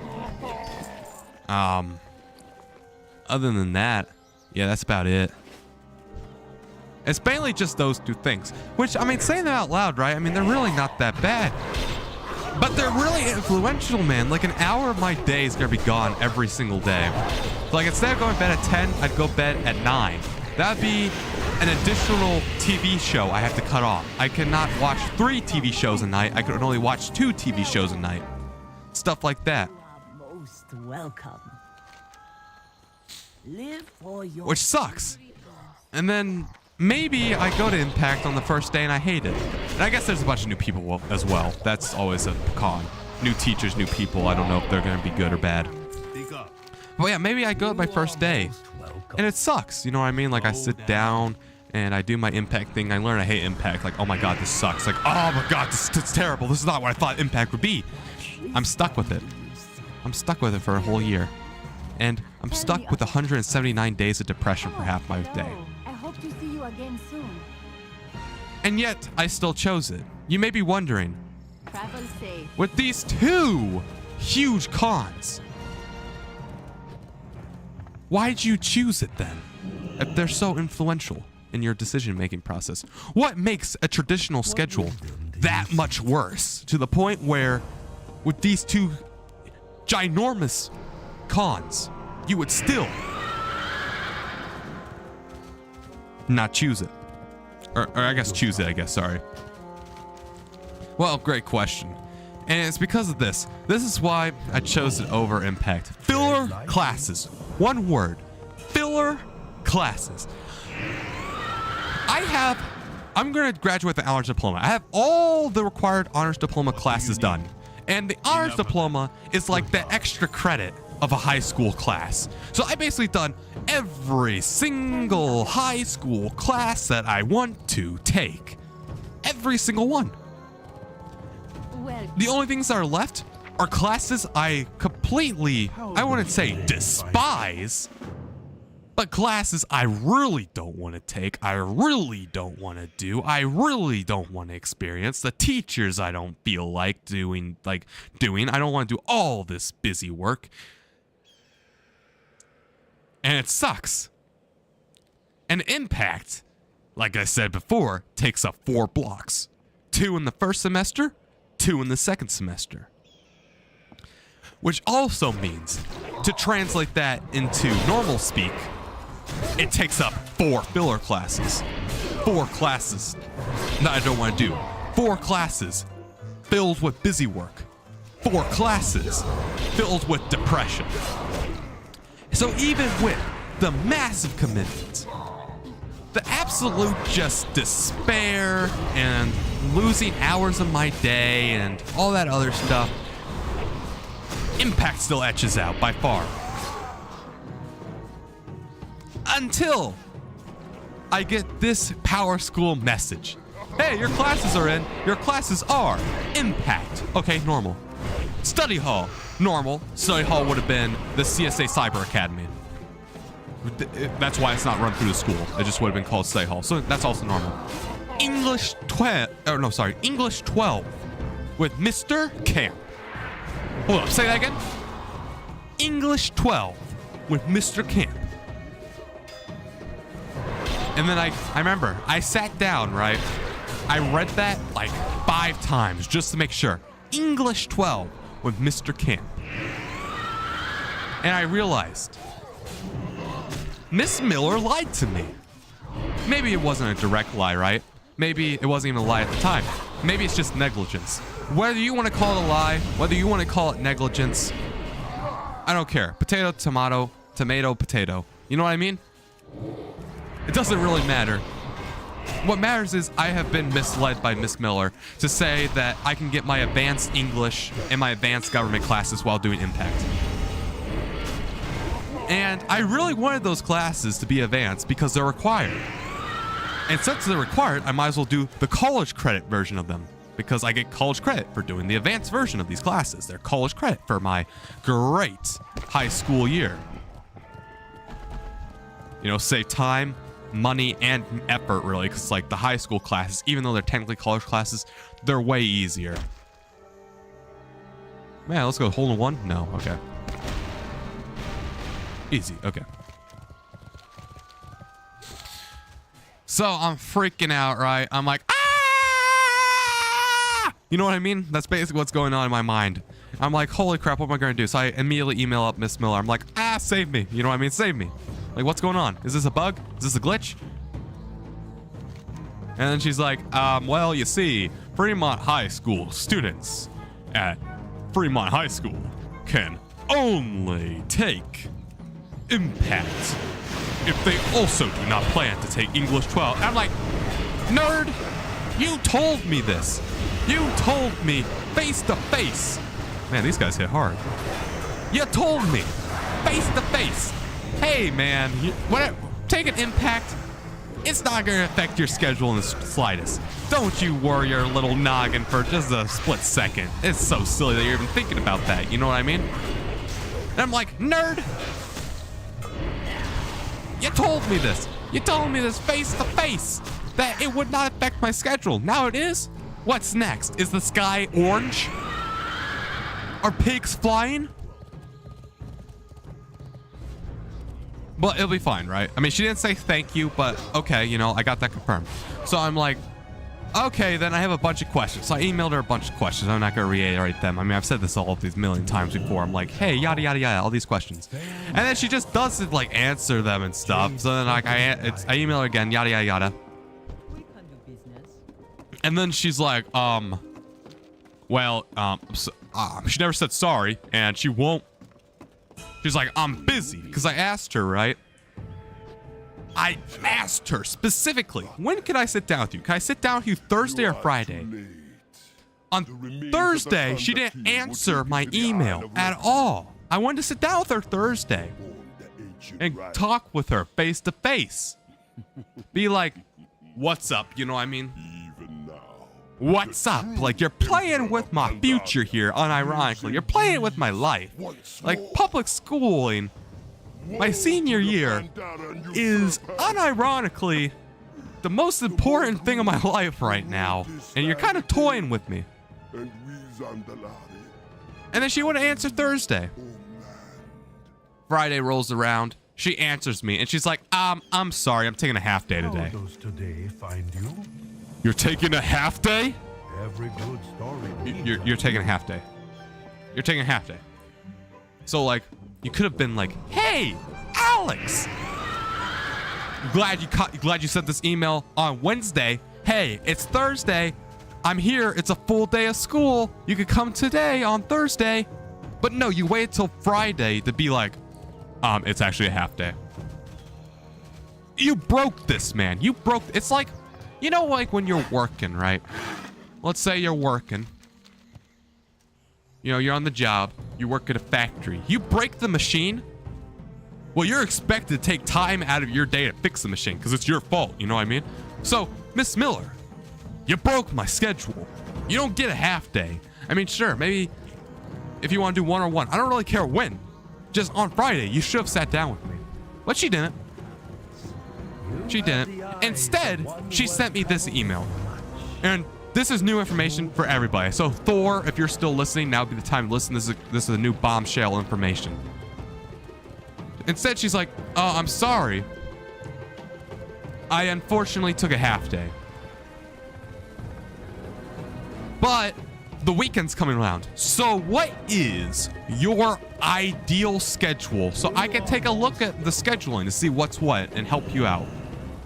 And in my mind, I'm like, what's my ideal schedule? What do you think my ideal schedule is, Miss Miller? I mean, I'm not even actually saying this to be mean. Like, honestly, like, what do you think my ideal schedule is, Miss Miller? Because I don't think we understand here. I gave you that piece of paper. I gave you that piece of paper in March with the X's, you know? And the X's signified the classes I want. So I don't think you read the paper that I gave you. Because my ideal schedule you have in your hand somewhere, maybe in a filing cabinet somewhere, but my ideal schedule is what I put on that paper back in March.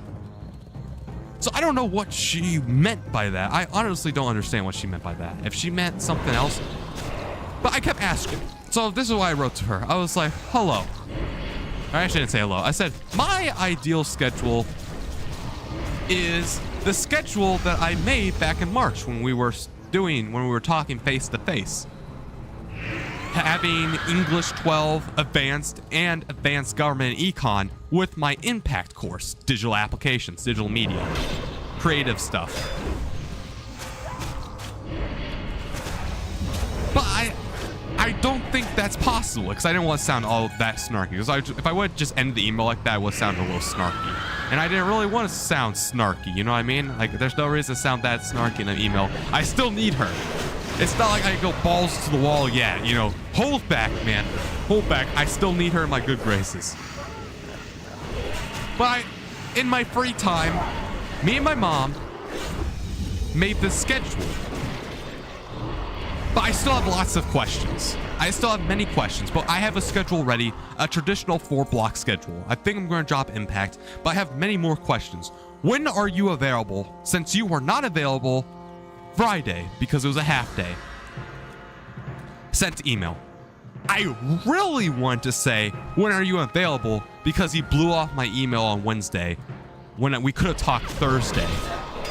But you just blew it off then. When, like, we could have had this done by now. But it's fine. It's fine. It's fine. It's fine, right? It's fine.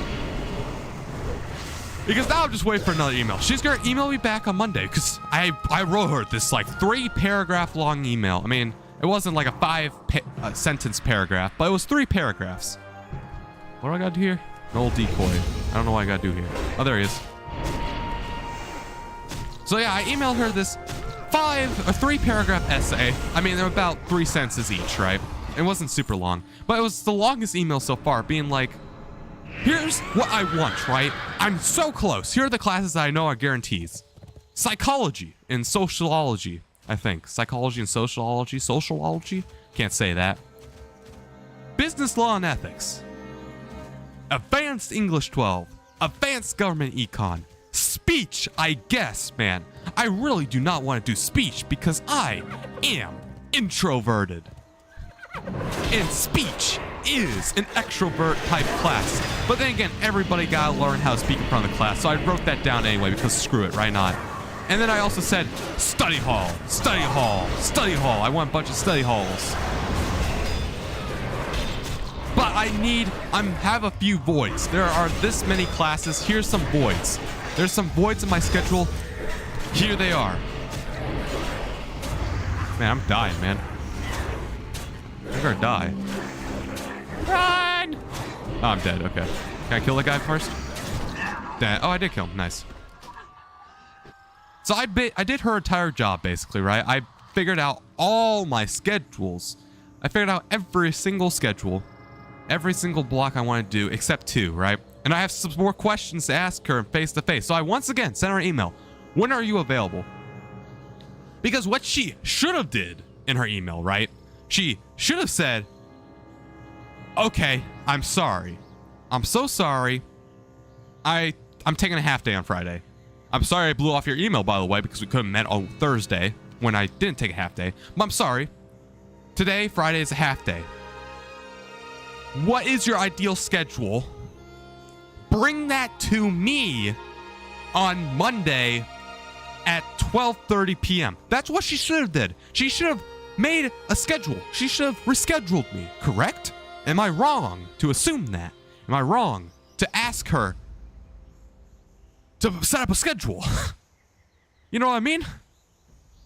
I don't understand what she wants from me.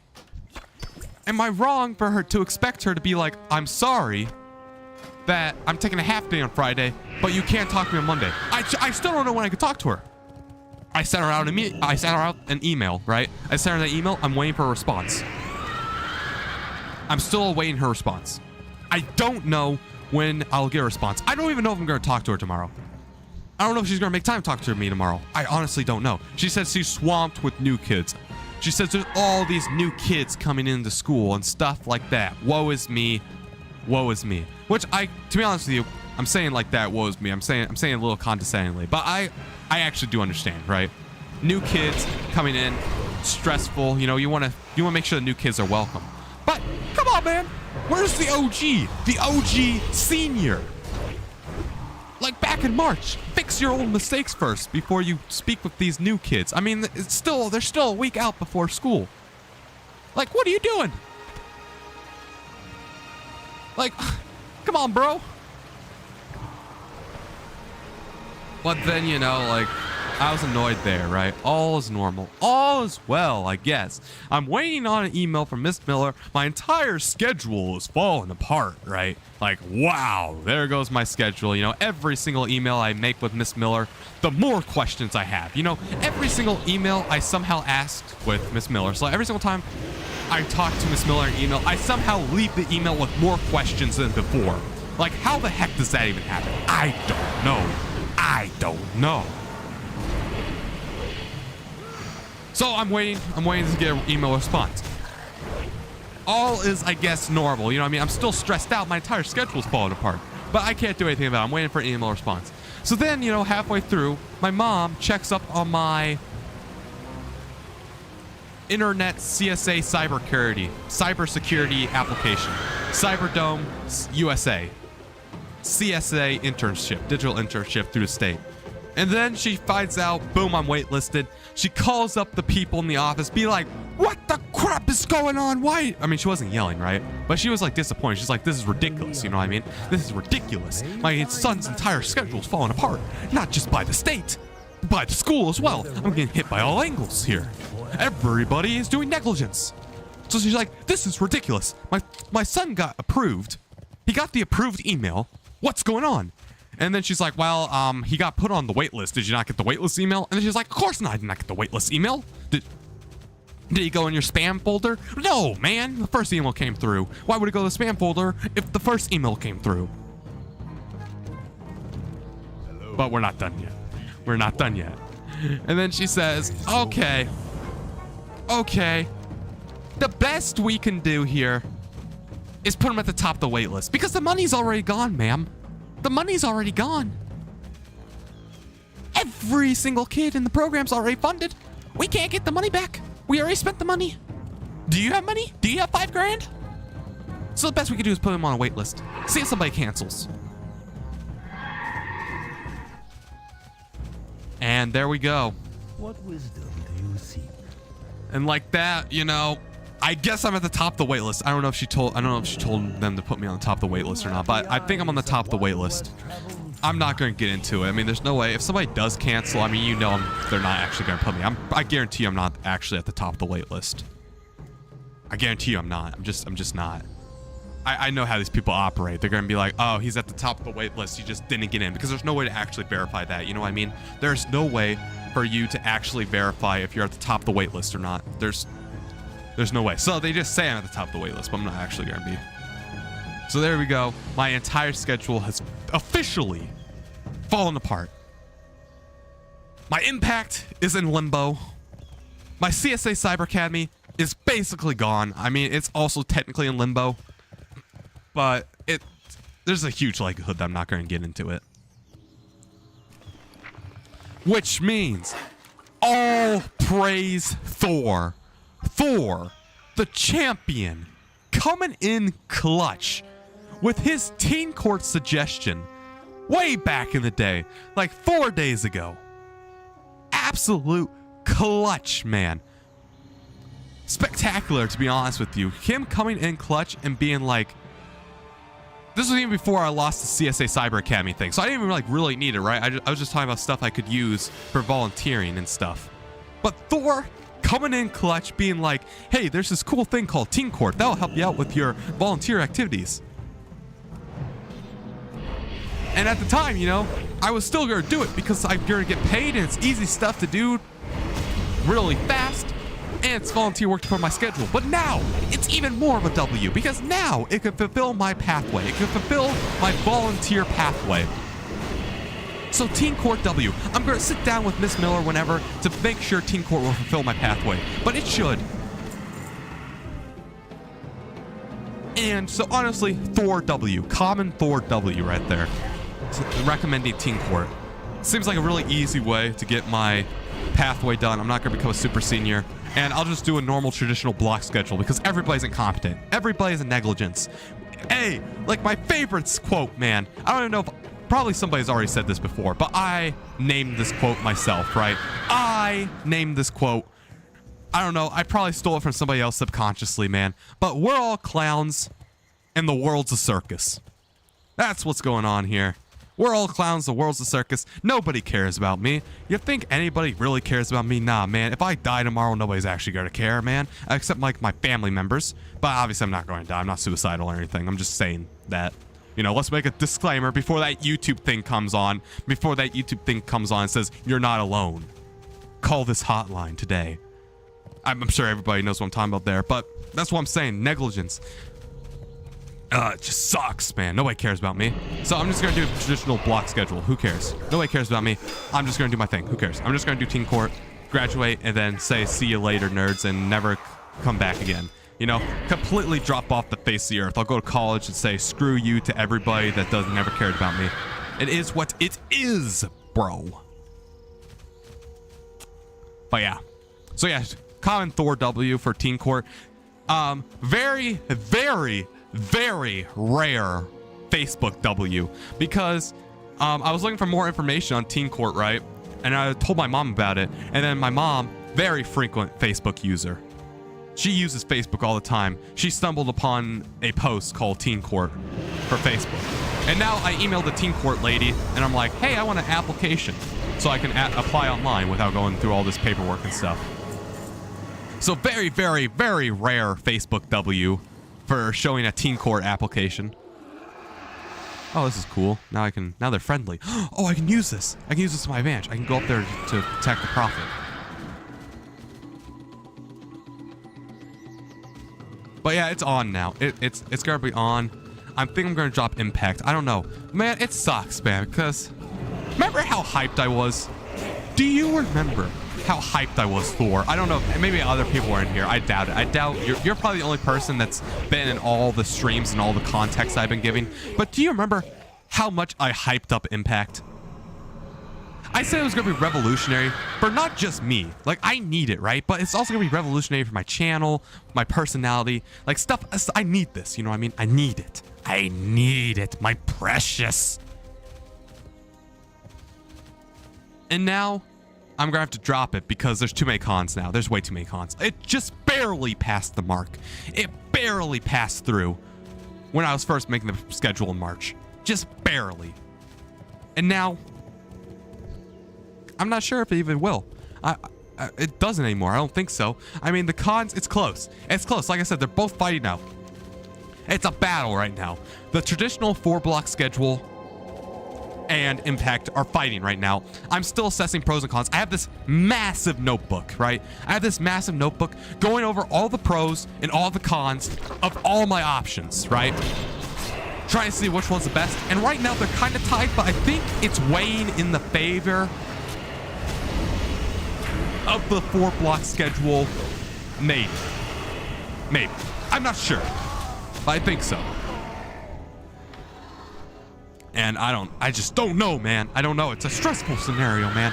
It's so stressful. Like, Jesus Christ, man. Why? Like, you know how stupid that is, man? Like, there's no way I'm the only person like this. Do you think, and I'm going to sit down, I'm going to ask her that. And I'm going to ask her that kindly, obviously. Like, I'm not just going to be like, do you really think I'm the only person that wants this? No, I'm going to sit down with her kindly. I'm going to be like, hey, there's no way I'm the only person that's in this predicament, right? There has to be other kids that want to do impact, but also want to do the advanced classes. Which, I'm going to go into another tangent real quick, but I want to finish my train of thought. So I'm going to try to say this without going into another tangent. Okay, here we go. Which I understand, right? Impact is normally made for the, and this is not an insult to these kids, but like for the kids that are more dumb, right? The average group, the average to stupid group. That's normally what Impact's for. It's work-based learning. It makes sense. It's for the dumber kids. And I don't even want to say that, but like the schools forced us to do that. And I'm not going to say it yet. I'm not going to go in that tangent because that's going to be my next tangent once I'm done with scheduling. So of course, they'll make it so Impact conflates with the college level courses, because the college level courses, most of the time, the people who do Impact, they're dumb. Alex trigonometry. I'm not going to do trigonometry. I'm going to do Mr. Mitchell. I'm going to do Psych and Soc instead. I'm not doing math again. I mean, no offense. Mr. Dierig, W teacher, right? Mr. Dierig, one of the most W'est teachers in the school, right? Amazing teacher. But all that math homework, and it's hard too. So I'm not going to do trigonometry. Or wait, you said tangent. No, hold on. I got it. Yeah, I'm excellent at tangents. No, I got it now. Yeah, because I'm not going to go on that tangent. Yeah, okay, I understand. I understand what you mean by that. I got it now. I got it. It took a while. I had to think about what I was thinking about prior. But yeah, okay, I got it now. But yeah. And I get it, right? The people that do Impact are normally the more stupid people, which I even don't want to even call them that. To be honest with you, they're not stupid. I mean, okay, some of them are. Some of them are. I think we could all agree some of them are. But most of them are just average, you know what I mean? Like Brayden. Brayden is not at all stupid, you know what I mean? I would not call Brayden stupid in the slightest, but Brayden does Impact, you know? I just call Brayden like average, maybe even slightly above average, but not too much above average to the point where you can do college classes. Oh. So it makes sense, right? If they need to conflict, they'll conflict with the college classes because there's a less chance of college level students that also want to do Impact, right? But still so stupid, man. There's no way. Like, why is there conflicting schedules? You know what I mean? Why? Why do they conflict in the first place? Like, there has to be a way where they can make it so you can take all the classes, all the required classes, I will say that, all the required classes with Impact. They should make it like that. But for some reason it's not. Because I would get it, right? Maybe if I want to do Psych and Soc. If I want to do Psych and Soc, which is going to be a class I'm probably going to end up doing now. Because Psych and Soc is first block only of college credit. But it's an optional class. I don't have to take it. If Impact blocked that, I would have been completely fine. Because I don't have to take the class. It's not required. But English 12 Advanced is required. Or some type of English. And Film Lit also gets semi-trucked. You know what I mean? Film Lit gets hit by a truck as well because Film Lit's second block only. I checked the master schedule. So Film Lit's not going to be escape either because Film Lit, easy escape, right? Mrs. Dierig, going to be a fun, easy class, watch a bunch of movies and do creative writing. Sounds amazing, right? It honestly does. Eyes open. Always be alert. But, and this is a huge but, it's second block only, just like Advanced English is second block only. Next one. So I can't take it. Which also doesn't make any sense because all the, I guess, quote-unquote dumb people would be taking the Film Lit and creative writing class. So I don't know why they made it like that. But let's get into this now because I think I've done talking about it. I don't understand. I'll sit down and talk with her. I'll be like, there's no way I'm the only person like this, right? This is no way this is the first time you run into this problem before. There's no way I'm the first one. There's no way I'm the first person that you've ever run into this problem before. I'll ask her that. We'll see. Maybe I am. Maybe I truly am the first time this has ever happened to somebody. I highly doubt it because Fremont's has been in session since like 1963 or something. There's black and white paintings. So I guarantee you I'm not the first time this has ever happened, but maybe I am.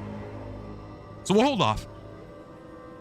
But this gives me into tangents. Like you're saying, Thor. W Alex trigonometry, tangents. I think that's more like a geometry thing though. I learned tangents in geometry. I guess you use them a lot in trigonometry as well. Here we go. School makes you feel miserable. School makes you feel like you suck. School, or I guess public school. I don't know about private school. I can't speak on behalf of private school. But from the beginning, right? School puts you, like school is always assessing. Whether that be with your I-STEP, NWA, I-READ, test scores, right? Or letter grades in general, GPA. They're always assessing you.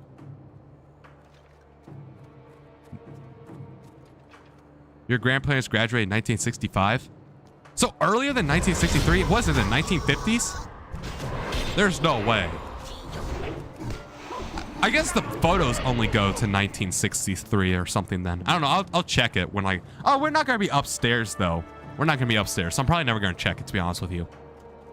Dang it, that's going to suck. I miss being upstairs. We're going to be downstairs like the absolute nerds. We're going to be poor people downstairs. That's what's going to happen here. But yeah, I guess the pictures only go to 1963 or something. I mean, it's still black and white, so you know it's old. Like black and white photos. So yeah, there's no way I'm the first person to have this problem. I don't know when Impact got founded. I don't know when Fremont and Impact worked together. You know what I mean? I don't know when they started working together. I'm not a genius. You know what I mean? I'm not a genius in that sort. I don't see the future like that. Before the 1940s? Okay, then.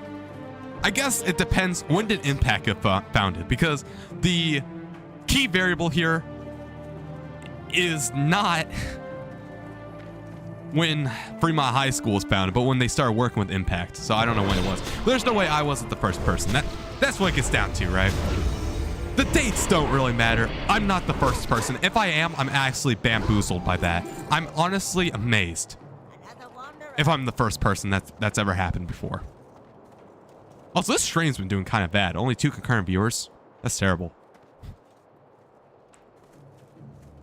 That's just so frustrating.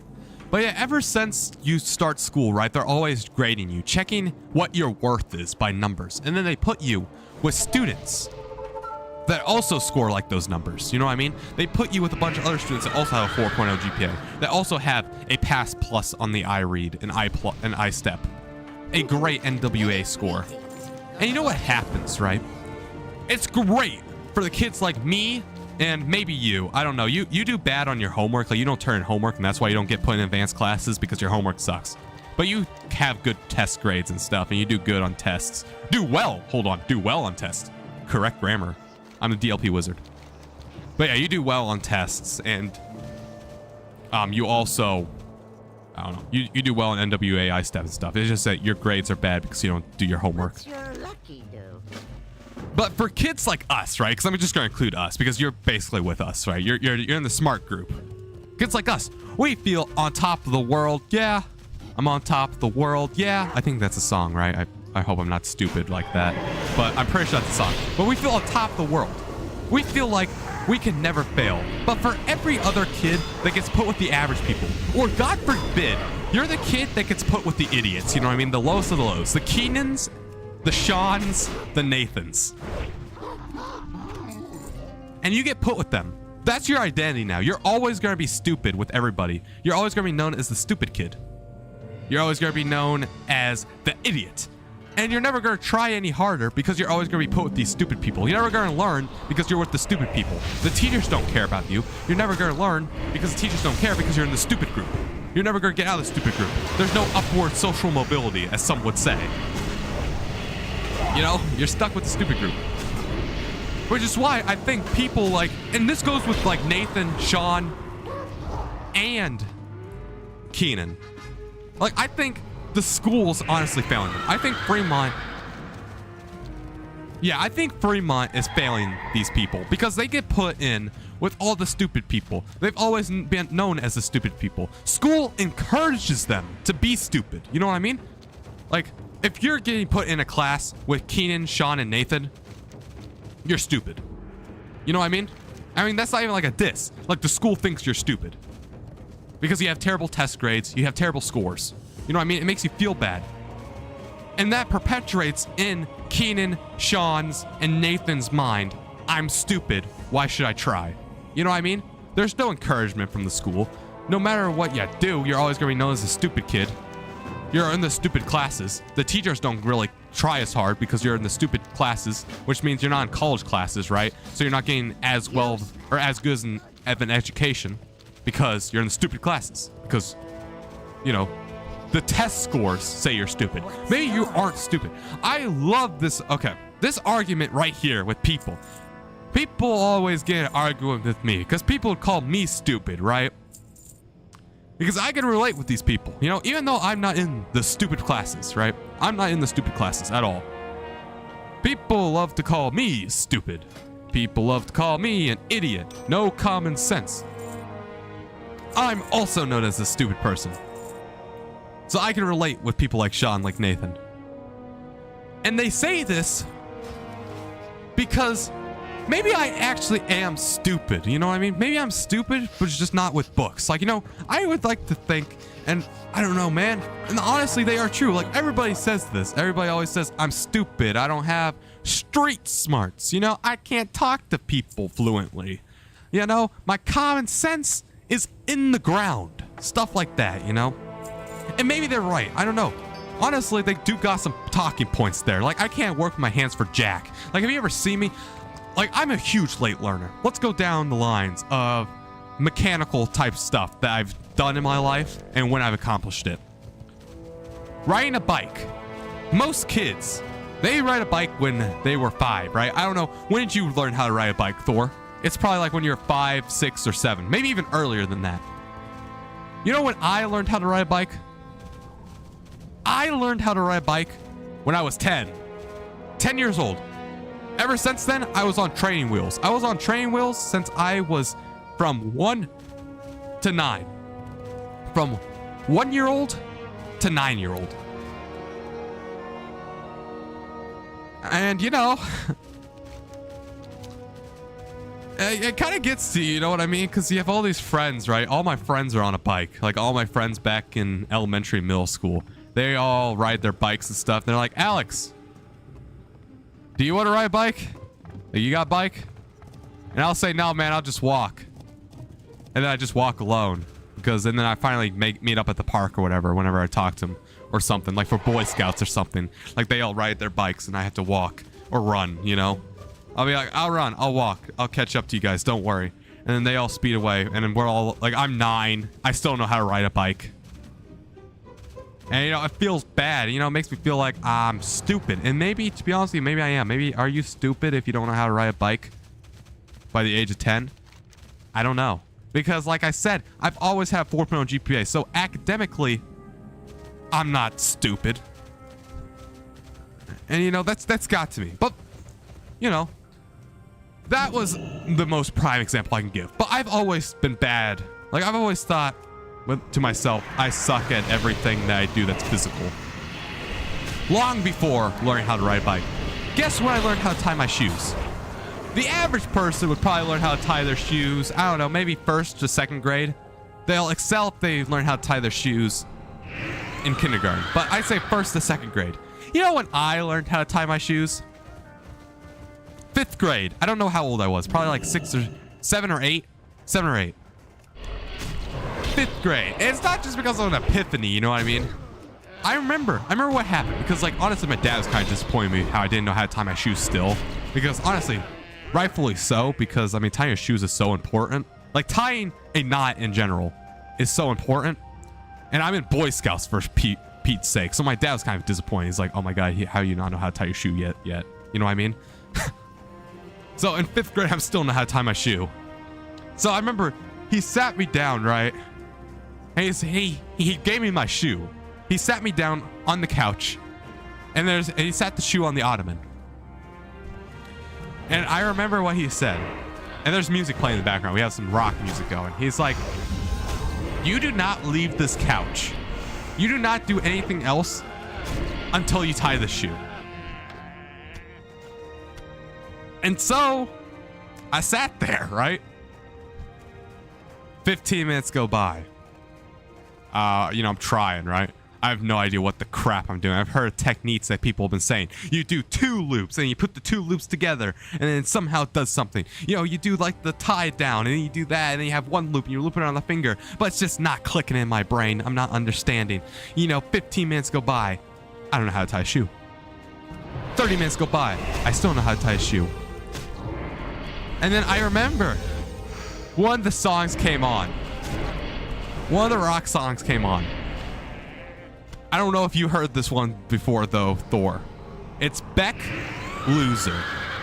Like the artist is named Beck and the song name Loser. Now I would play it, but YouTube, Twitch, and maybe Kick would instantly strike the stream the second I even like muttered out the lyrics. But I remember it's like, I'm such a loser, you know what I mean? It's like stuff like that, but like it has a good vibe, onto it. Like it has like a groovy beat. It's like rap rock. Like a little bit of rap, a little bit of rock. And it's just, he's just talking about his life and how he feels like he's a loser, you know what I mean? But like it's like satire loser. Like, hold on, let me pull up some of the lyrics because I don't know if you heard it before. But it's like a satire type loser. So it's like not a sad song. It's just interesting, you know what I mean? Beck, Loser, lyrics. And I remember it just starts to play. Yeah, in the time of chimpanzees, I was a monkey.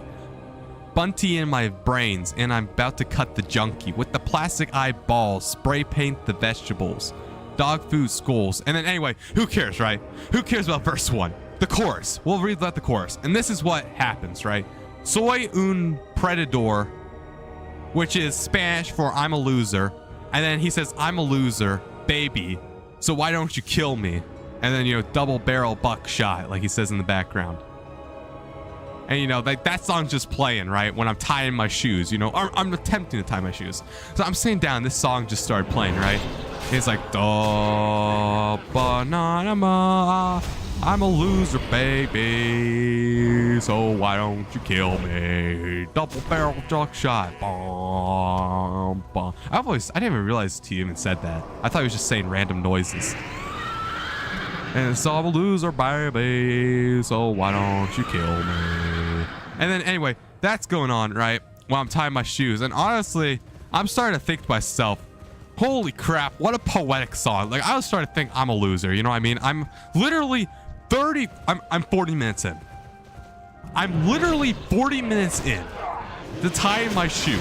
Like I'm sitting on my ottoman, just brute forcing it, you know what I mean? Trying all these different techniques for 40 straight minutes. So, and like 40 minutes in, this music started playing. I'm like, holy crap, maybe I am a loser, you know what I mean? Like, holy crap, I am literally 8 years old. I don't know how to tie my shoes. What the crap is wrong with me? Am I stupid? Am I autistic? At the time, I didn't say that because I didn't even really knew what autistic was. But I was thinking to myself out loud. And to be honest with you, I might have shed a few tears. You know what I mean? Like how stupid I am. And I don't even know if stupid's the right answer or the right describing thing. But I will say, like, I don't know. I am like 8 or 9 years old, maybe 7. I don't know, 7, 8 or 9 years old. 5th grade, I don't know how to tie my shoe, and then that song's playing. I'm like, yeah, maybe I am a loser. You know what I mean? Like, maybe this guy, he's speaking facts to me. Maybe this guy's literally telling me, like, what a poetic song. And I think I honestly started crying a bit. I think I teared up a bit. Eventually, though, luckily, that all ceased. All of it. I believe all of it ceased. Which is great, right? Because I finally learned how to tie my shoes. I don't even know how I did it, man. I just finally...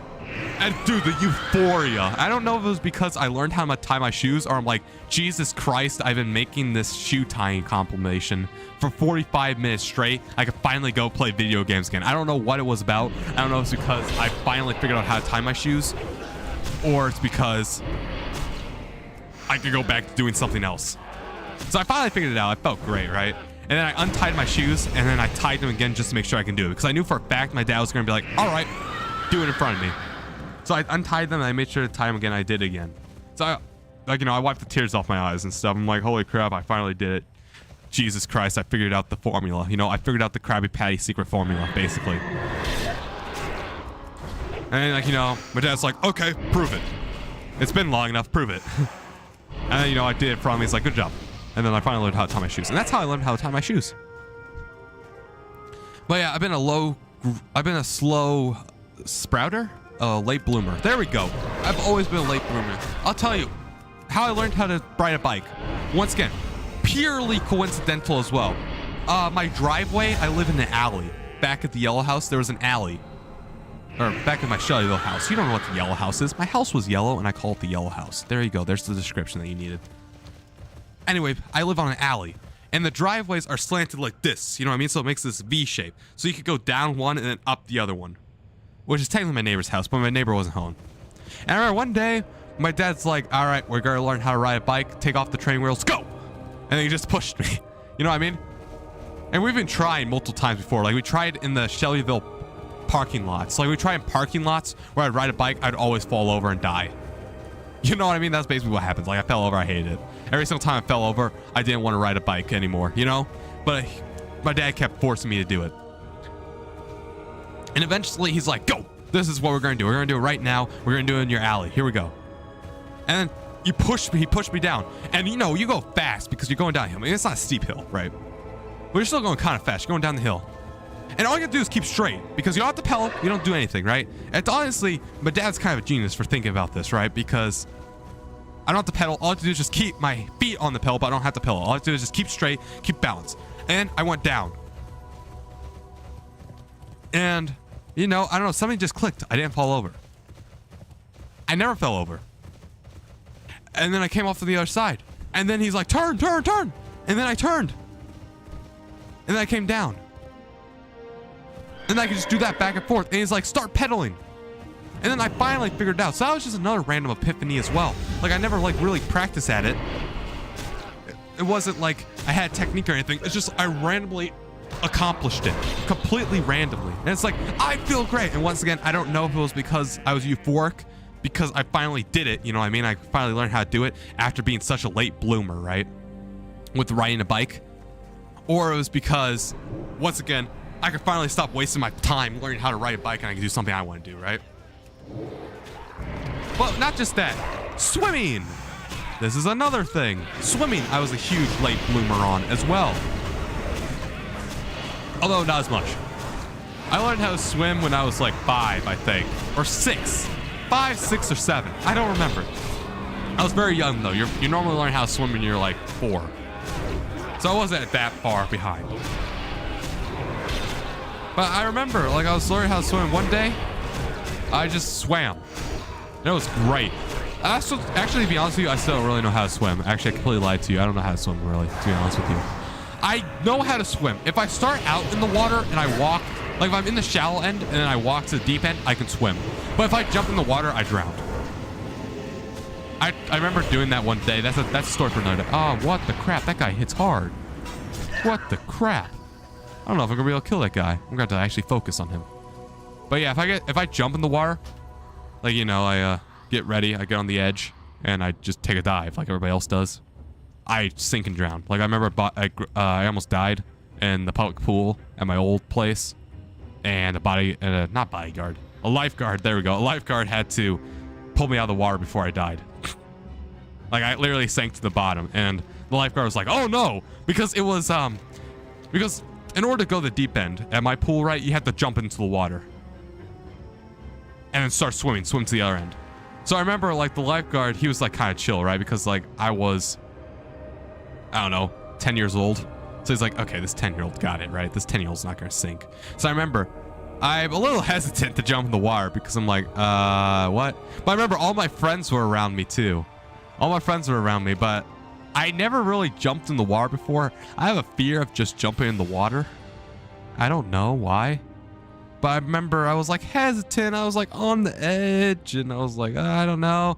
And I remember like I had some friends around me and there was this peer pressure. So I just jumped, you know, I was like, screw it, jump. And so I jump.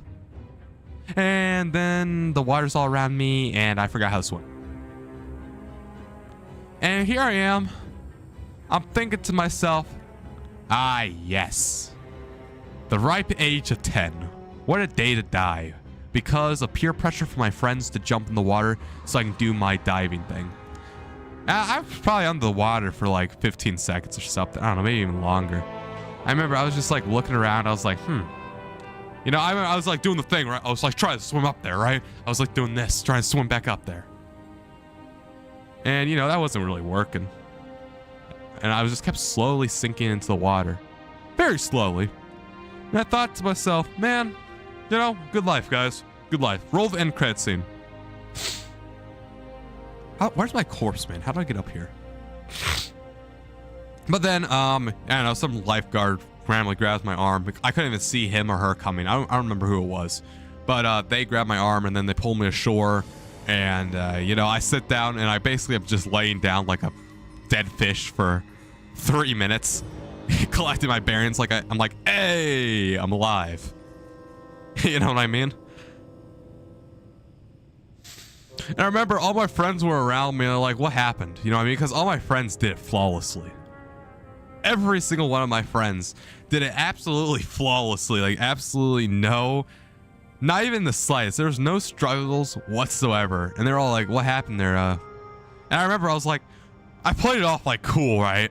I wasn't just gonna tell them, hey, I just was basically almost died and stuff. I said, man, I was swimming under the water and they disqualified me for some reason. I don't know why. But in reality, I just sunk like a rock because my friends were swimming, right? Because it's a line, right? It's a pretty far pool. Like, you have to swim a decent bit. Like, it probably takes 30 to 45 seconds to get to the other end of the pool. So when one goes, you wait about 10 seconds and then go. You know what I mean? To like give them an ample amount of time, but then by then they're almost to the end. So I went, so none of them were looking at me. None of them actually seeing what happened. But yeah, I remember I jumped in there and I sunk like a rock and I almost died. And then they pulled me to shore, you know what I mean? And then they like, I don't know. They might even gave me a little bit of like, I don't know what that is, CPR to like push some of the water out of me or something. I have absolutely no clue. But I remember I was thinking to myself, you know, I always thought I'd die when I was 100 years old, but I'm 10. I only made it to 10% then. This is how I die in a public pool. Great. But I didn't die. They brought me ashore, and that was a happy ending, you know? And I played off to my friends. I'm like, oh, I was trying to swim underwater and stuff, and whoops, you know, they disqualified me. You know, happens to the best of us. And, you know, I can't try again because they don't let you. I think that was a lie. I think you could have tried again if you wanted to, but I just made that lie up to them. Because like I said, they all did it flawlessly, so they don't even know what the rules were. They had no idea what the rules were. They did it all flawlessly. They jumped in. They were like angels. They were majestic. They just jumped in the water and they just swam across. Like they were Jesus. They practically walked on water. When I was a rock. I'm waiting for my armory today to come up, by the way, 4 minutes. I guess I can do some other quests while I wait. But yeah, I don't even know what the heck I was talking about before, but I guess to tie it all back, I'm a late bloomer on anything mechanically. I've always felt like a stupid idiot, you know what I mean? Because I feel like everybody could do everything better than me, other than schoolwork. Like, I've always been the prodigy. I've always been the Gabby of our grade, you know what I mean? I've always been the academic prodigy, but I feel like whenever anything manual needs to be done, I'm an idiot. I'm a stupid idiot. You know what I mean? Like, that's truly, like, I don't understand. I don't understand how to work my hands. These things? These things? I don't know how to use these things. It just doesn't click in my brain. Like, anything physical, anything manual, it doesn't click in my brain. So, like, maybe I'm stupid. You know what I mean? I don't know. I honestly don't know. Everybody seems to think I'm stupid. Everybody always calls me stupid. You know, everybody be like, yo, you may got that book smart. Which is calling me smart, by the way. Like, they're like, yeah, you may be smarter than me, but you're stupid. Like, that's basically what they're saying. They're like, yeah, you're smarter than me, but you're still stupid. Because you don't have common sense. And I don't even know, what the crap is common sense, man? Dude, what the? Like, what? Like, I feel like half the times people say common sense. Like, do you have a definition of common sense, Thor? Do you even, like, understand what common sense is? Like, I feel like half the time people just say common sense when it doesn't even make any sense. Like, unironically. Like, what the crap is common sense? Like, I feel like randomly they'll be like, oh, you should have just known to not be annoying. Like, that's common sense. And I don't know, maybe that is common sense. I have no idea. But, like, what the crap is common sense, bro? I don't know. People are weird. People don't like me. You know, let's do about the chapters of my life. If I had to summarize chapters of my life, each year is a chapter. I have to summarize it in one word, starting from 3rd grade, because 3rd grade is about the most memories I have of my life. So 3rd grade, summarize it in one word: glory. It's the era of my glory. I loved 3rd grade. 3rd grade was probably one of the happiest moments of my life. Everything was going right for me. I had all kinds of friends, you know. I was doing like a sort of ETOPS movement in 3rd grade. Like, it wasn't exactly like ETOPS. But I had all the power, and I don't know, my teacher, I had a good teacher. I liked my teacher. Had a lot of friends. Good supporting structure, competitive too. And we were all smart, and we were allying against each other, seeing who could get to what first. It was really fun. So, glory. That would be my answer to number 1. Or grade 3. My 3rd, I guess we'll go by school years, because I don't know what age I actually was in age 3. But glory. 4th grade. I would say, describing one word: despair. Despair. Sorrow. Sadness. One word: despair. That was the year where I started despising art. Like I said, why the king despises art. You want to listen to that storytelling video, why I despise art. My teacher was yelling at me. I had a nerd teacher, you know what I mean? Absolute nerd. Big L for her. I hated her. She hated me. People were actually bullying me, like physically bullying me. Like, they would pinch me, and when I tell them to knock it off, they'd pinch me more because they would get a rise out of me. Like, every single time they would pinch me, I would say, knock it off. And they'll be like, oh, you wanted me to knock it off? And they pinch me more, and I'd be like, knock it off. And I'll get a little bit more aggressive. And it just fueled their rage, I guess, or fueled their anger against me. Just keep pinching me, like physically pinching me, to the point where like I actually left bruises on my skin. Like, they weren't like soft pinches or anything. Like, they were physically like hard pinching me for at least a week or something, to the point where I was crying. I was crying under the slide. I remember one day during recess, I was crying under the slide because they would swarm me, you know what I mean? So I just ran away from them. I ran away from them and I hid all of recess, crying under a slide, just waiting for recess to over, because recess was free game for them. Recess, they could have just, like, recess, I was hunted like a wild animal, and they would just run after me and just start pinching me, you know what I mean? They would pinch me. So I just, like, the second recess happened, I just booked it. I booked it towards the slide where basically nobody hung out except a few weird kids, you know what I mean? And then the weird kids were like, what are you doing here? You're not supposed to be here. You're not supposed to be in here. But I just ignored them, and I was just crying under the slide. I was like, please don't tell them where I'm at. Don't tell people where I'm at. And I remember they were searching for me because they would just pinch me, you know? Like, every single time I tell them, knock it off, you know what I mean? Like, stop it. They would pinch me more to just get more of a ruse. So I just stopped, you know what I mean? I just hit, and I was crying. And eventually it went away. What killed me? Oh, I brought it back. Oh my God, why is he hit so hard? No, bro. I'm getting bullied by this guy. That's what's happening. Like, holy crap. I'm just gonna have to kite this guy, even though I don't have any range abilities. Oh my God. Okay, full focus. I'll get back to my story after I kill this guy. What the crap killed me? Like, what? Is my pet still alive? My pet will hard carry for me. My pet will do damage, and I can just keep death coiling and frost touching. Like, holy crap. This guy is not even an elite. He's just a rare. No, he's gonna kill me. He's gonna kill me. No. Please don't kill me. Please don't kill me.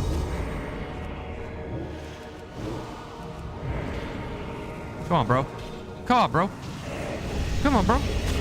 Come on, bro. Come on, bro. You gotta get out of here.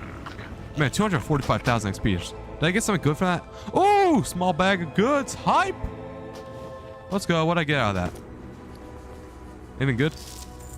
Ooh, nice. Ghost iron ore. That's gonna sell for big bucks. Same with maybe cryptarite. Okay, but anyway, yeah. Back to what I was saying. I would get physically pinched, right? And every single time I tell them to go away, they would just pinch me more. It got so bad to where I'd run under the slide at recess and just cry. You know what I mean? Like, don't tell them where I'm at. Please do not tell them where I'm at. And they were searching for me. Like, recess was a free game. Eventually, they stopped. I think somebody told on them, or eventually it got too old for them. I don't know. Whichever one came first. But eventually, they luckily stopped. And then I was also having, like, it turned me into a bully, honestly, because everything was going wrong in my life. You know what I mean? As a kid, everything was going wrong. I was crying myself to sleep every single night. Like, I guarantee you, I cried myself to sleep at least 3 full weeks. Because at first, I got separated from all my friends. I got put with the smart people. I got put with the smart group. Because I guess the group I was in 3rd grade, right? The people I was in, the friends, right? The friends I had, I guess were like medium level to stupid. You know what I mean? I was with the stupid people, the medium level stupid people. And I guess I was such a prodigy in 3rd grade, I leveled up and I got put with a bunch of smart people who I had no idea. They were not my friends, you know what I mean? And I wanted to be with my friends. I wanted to be like with my 3rd grade friends, my buddies, my bros. It's been a whole year since I've seen them before. So I remember I was crying myself to sleep every single night until my schedule got changed because I was no longer with my friends. I was with these people that I didn't really like. I didn't have any friends in that class. I wasn't keen on making friends with them either. So the only time I would see my OG friends was at recess, and that's when people were physically bullying me, getting pinched.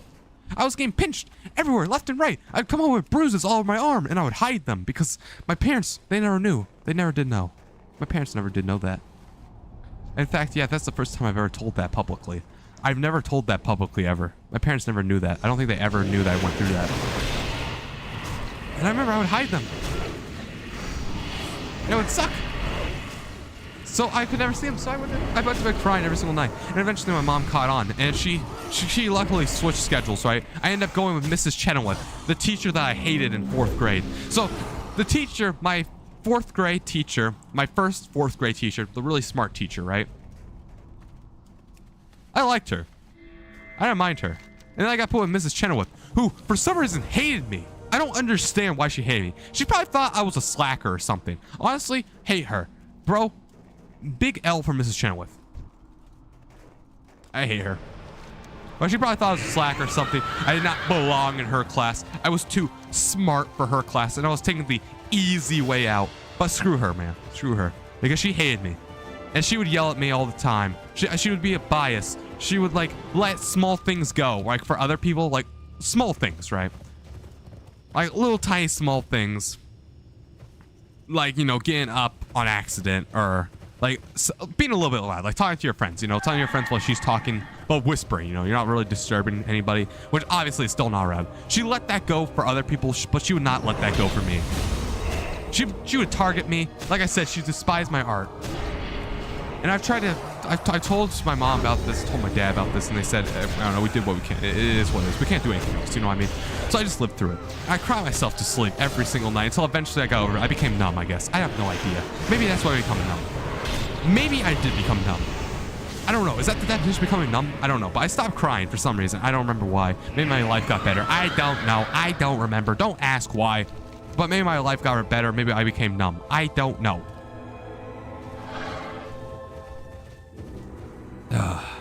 But then I stopped crying and I don't know. I was just depressed basically. I don't know. Like, I don't know. 4th grade ruined me, man. It ruined me. And I think that's when all this social anxiety came about.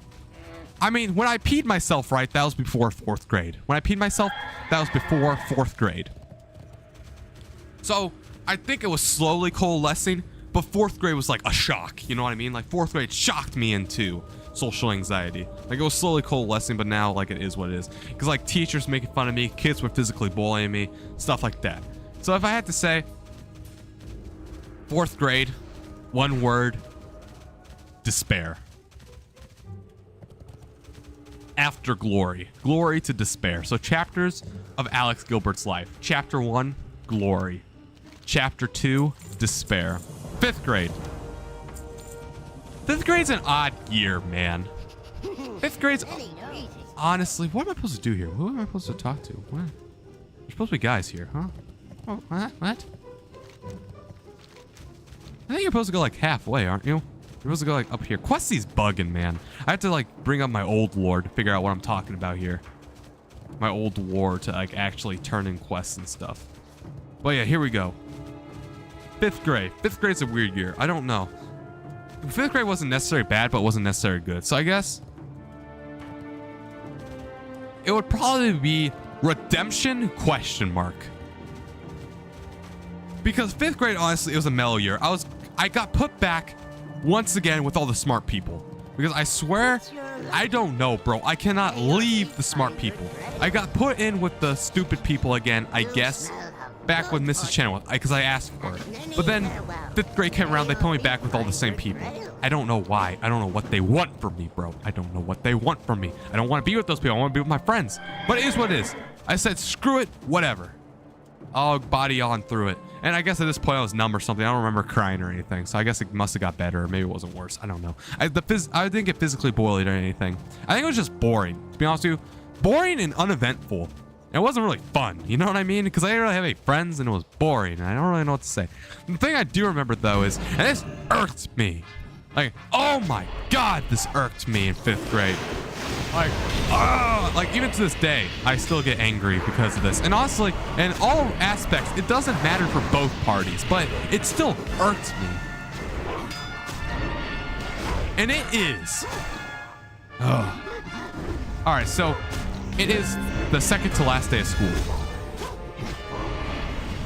And there's recess, right? We have recess in elementary school. You do not get recess in middle school. And on the last day of school, we have field day. So this is going to be our last recess day ever. And we had to go in halfway through because it was a rainy day. It started raining, so we had to have an indoor day for the rest of the day, right? Normal stuff, right? I mean, yeah, people were disappointed. Our last day of recess was cut short, right? But we do what we normally do. Normally, when we walk by, there's these rock piles, you know what I mean? Next to the sidewalk that I guess kindergartners can play with and stuff. Like there's all these rock piles. And it's like smoothed out, right? You have like the concrete slabs and there's like holes in the concrete where you can put the rocks. Well, sometimes the rocks, right? They get out of the holes. And so, you know, all the kids do this. Like I'm not the only person who does this. Every single kid, every single day too. They would always just kick the rocks back in the hole. And it's like a big holes, you know what I mean? Like ginormous holes. And we're just like, you know, kick the rocks back in there, you know? Everybody does it every single day. So it's just another one of those days type of stuff, right? So I just kicked the rock, right? And I kicked the rock. And there's doors, right? There's doors going onto the outside. Going out the doors to recess. So all the elementary kids, they have like an easy access to go to recess and stuff. Because I guess you can do that when you're an elementary kid. You just open up the doors and you can go outside to go to recess. Like when the teacher's ready and stuff. Well, I kicked the rock, right? Because like we're all kicking rocks back into the holes. I mean, that's what we always do, like pastime, you know, just kick the rocks back. Everybody does it. So I kicked the rock, right? I kicked the rock. I accidentally hit the door. You know, it's a little loud, right? But I mean, it's what it is. Everybody's done it before, you know what I mean? We've all accidentally hit doors, right? You know, you don't think much on it. It is a little bit louder than usual, but I mean, it is what it is, right? I mean, who cares? You know what I mean? A rock hit the door. Oh no, you know, it's like knocking on the door. Like it was about that loud, like a little stronger knock on the door. Slightly louder than that, maybe. And that was it, you know. We're just walking inside, you know. I didn't even think much of it. And it takes a little while to get back inside, like maybe 5 minutes. And we're all in single file line, right? Well, I remember we're walking into the doors, right? And then this teacher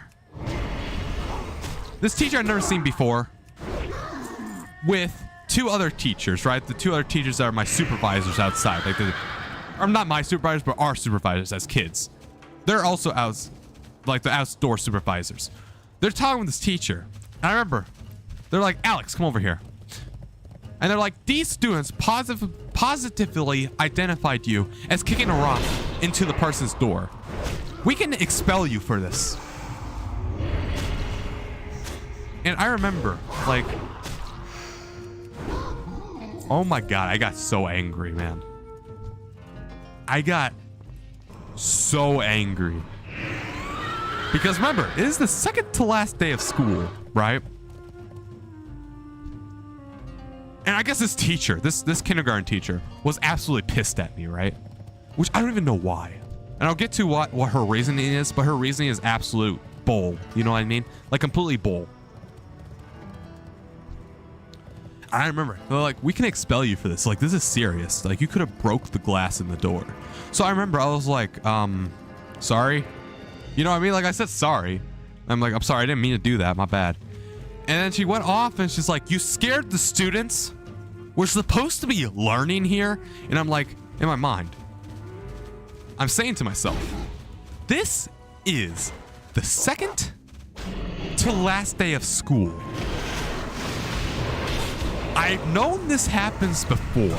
People have kicked rocks into your door before, lady. It's the second to last day of school.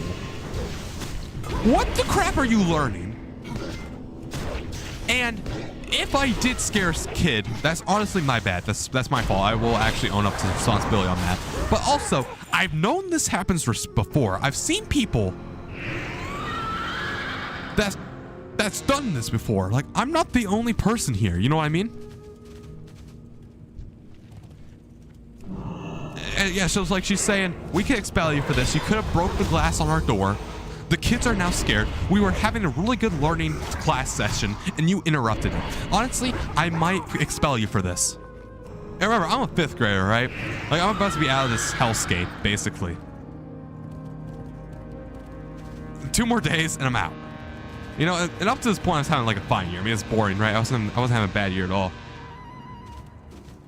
But yeah, and she's like, I'm heavily disappointed in you, and I honestly might expel you for this because you could have broke school property and all this other stuff. And I'm like, dude, I'm like this tall, you know what I mean? Like, I come up to here. I'm like, I don't know, 4 feet tall.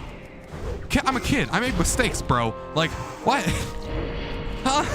It's like, I said I apologize too. Like, I'm sorry. I told him I didn't mean to do that. You know what I mean? Like, I'm sorry. I meant to just kick the rocks in. And I don't know. Maybe they thought I was lying or something. I don't know. Like, it was actually genuine. It's not like I was like making jokes or anything. I was just like, oh crap, my bad. I'm sorry.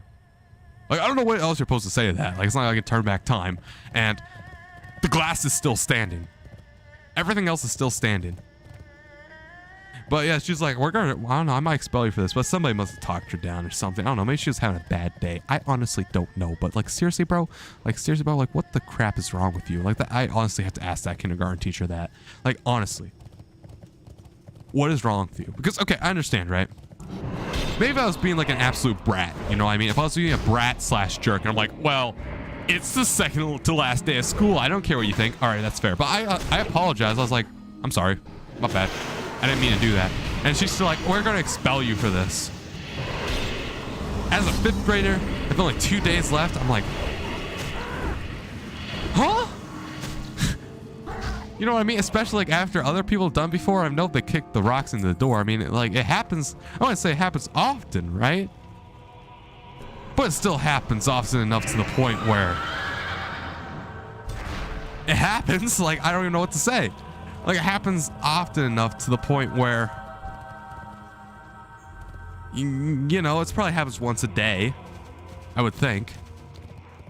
I don't know what made today different. And if I did scare a kid, like, I'm actually sorry about that. Like, even to this day, I'm sorry if I've scared any of the kids. Because I get it. A kindergartner, they're like 4 years old. It's a loud noise. I can understand if they get scared about that. So I'm honestly sorry about that. But also, I can't take that back. Like, what do you want me to do, man? I didn't break any school property. I scared the kids for, like, on accident. I scared the kids on accident for, like, maybe 5 seconds until they realized that was just a rock. And then they went back to business, probably. Disrupted their learning. First off, they're kindergartners. What did you really learn as a kindergartner? Basically nothing. How to count. That's all I remember learning as a kindergartner. You don't need to learn as a kindergartner. A kindergartner is like the transition year to transition you into school. So in 1st grade, you can actually start learning. So no, they're not actually learning as kindergartners. What the crap are you doing? Like, what? No, I'm not disrupting your time to learn. Like, don't patronize me with those excuses.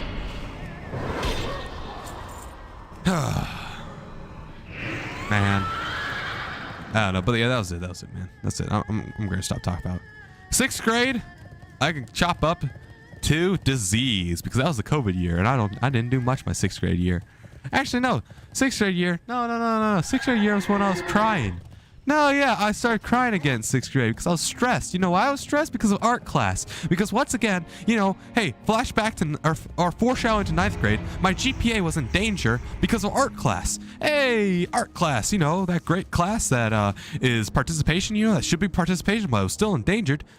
It was endangered because of that, so, I don't know. I still think it'd be chopped up to disease, man. Because in 6th grade, I lost a whole quarter. I lost a whole quarter of my education. My 6th grade year because of that.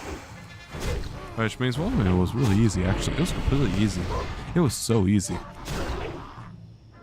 But yeah, I don't know. Disease. 6th grade's disease. I don't have much to say. Whenever I make Why the King Despises Art Part 2, I'll go into depth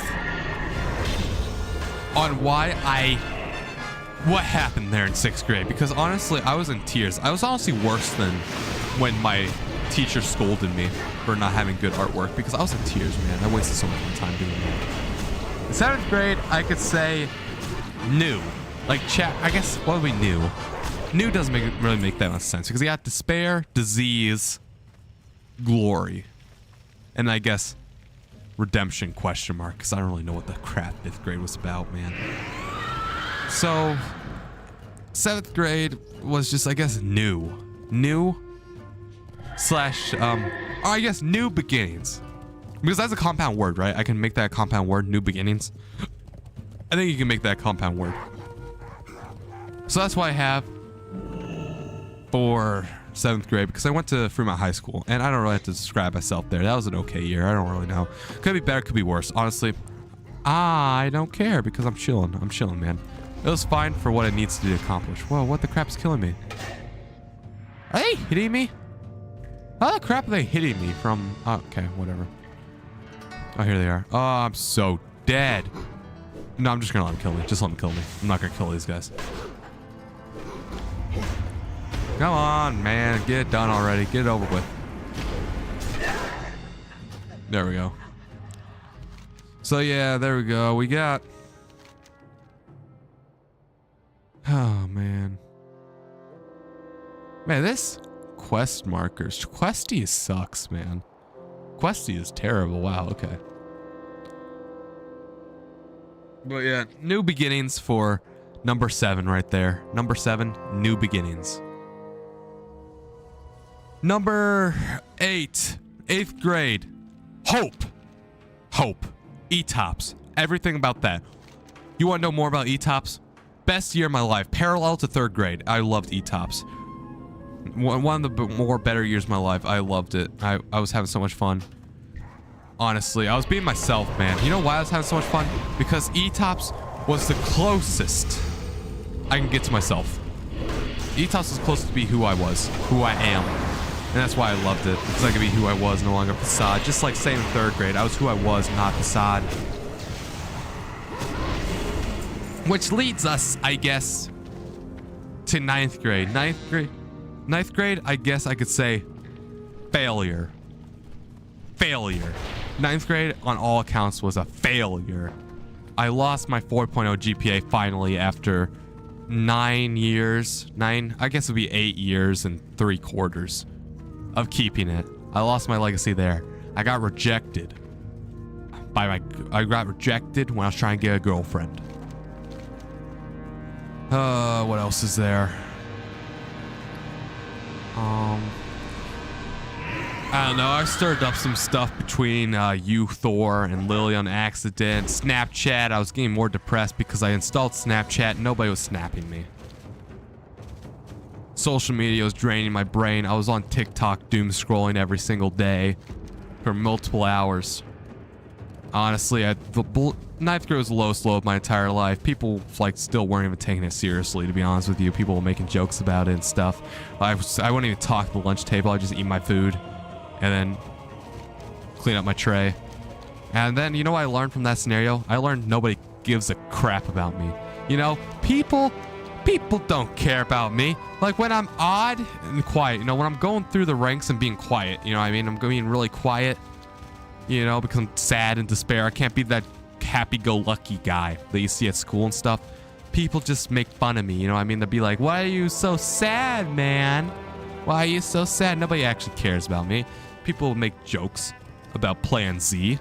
People will make I mean, honestly, I call it Plan Z, so honestly, I walked into that one. I will say I walked into that one.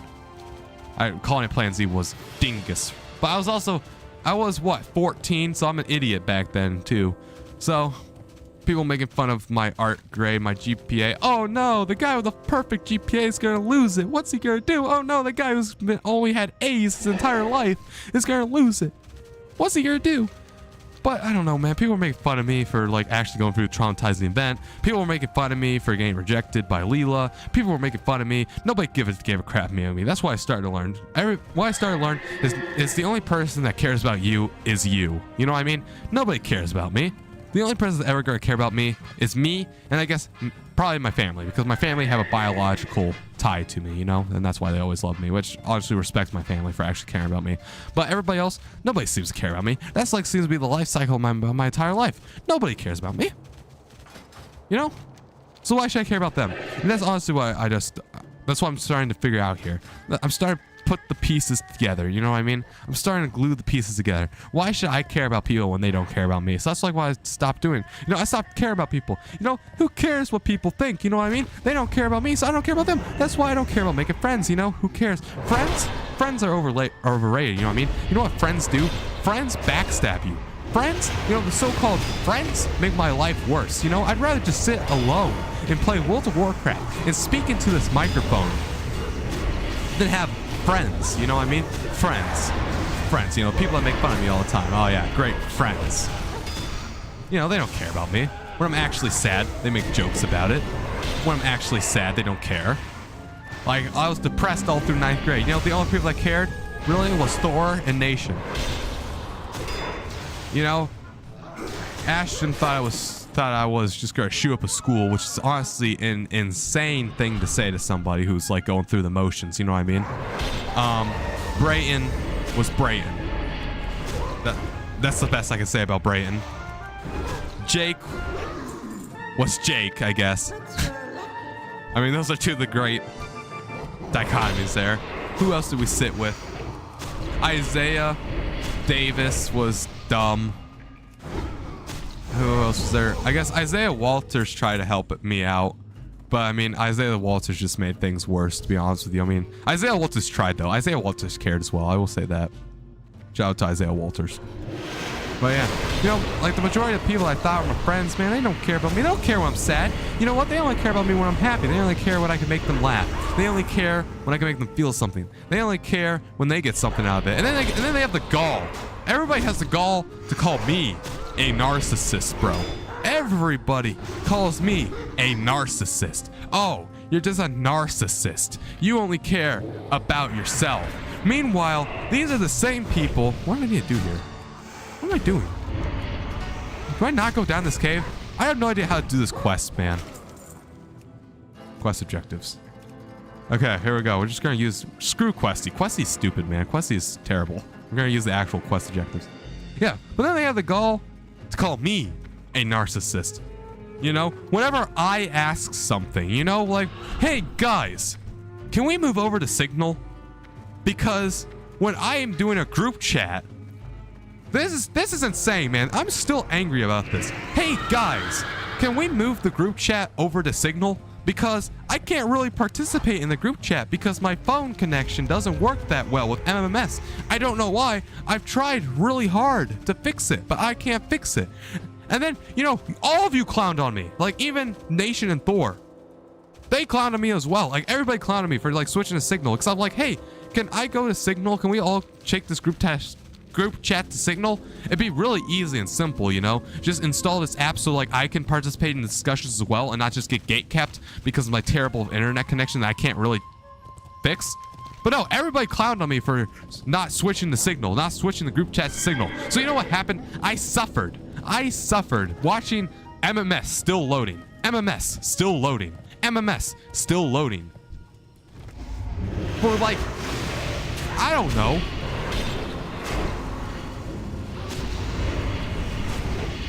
Probably a year, right? Whenever we switch to Discord, that's when it all stopped.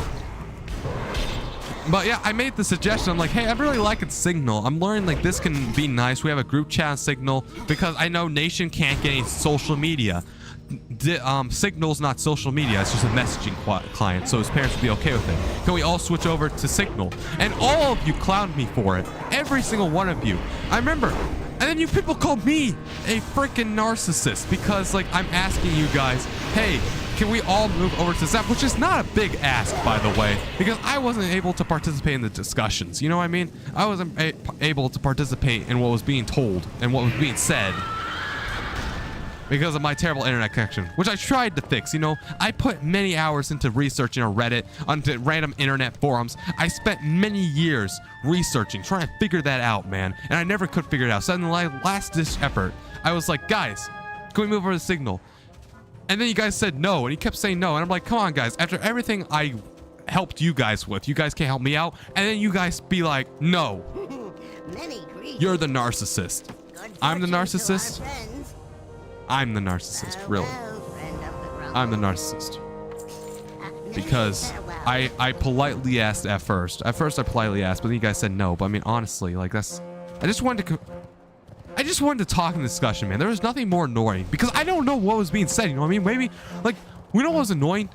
I couldn't tell what messages were being sent. So like maybe it was something important that I needed to respond to now, or maybe it wasn't, but I couldn't tell. So maybe it was something going on that was important, and I couldn't even tell what was going on. But no.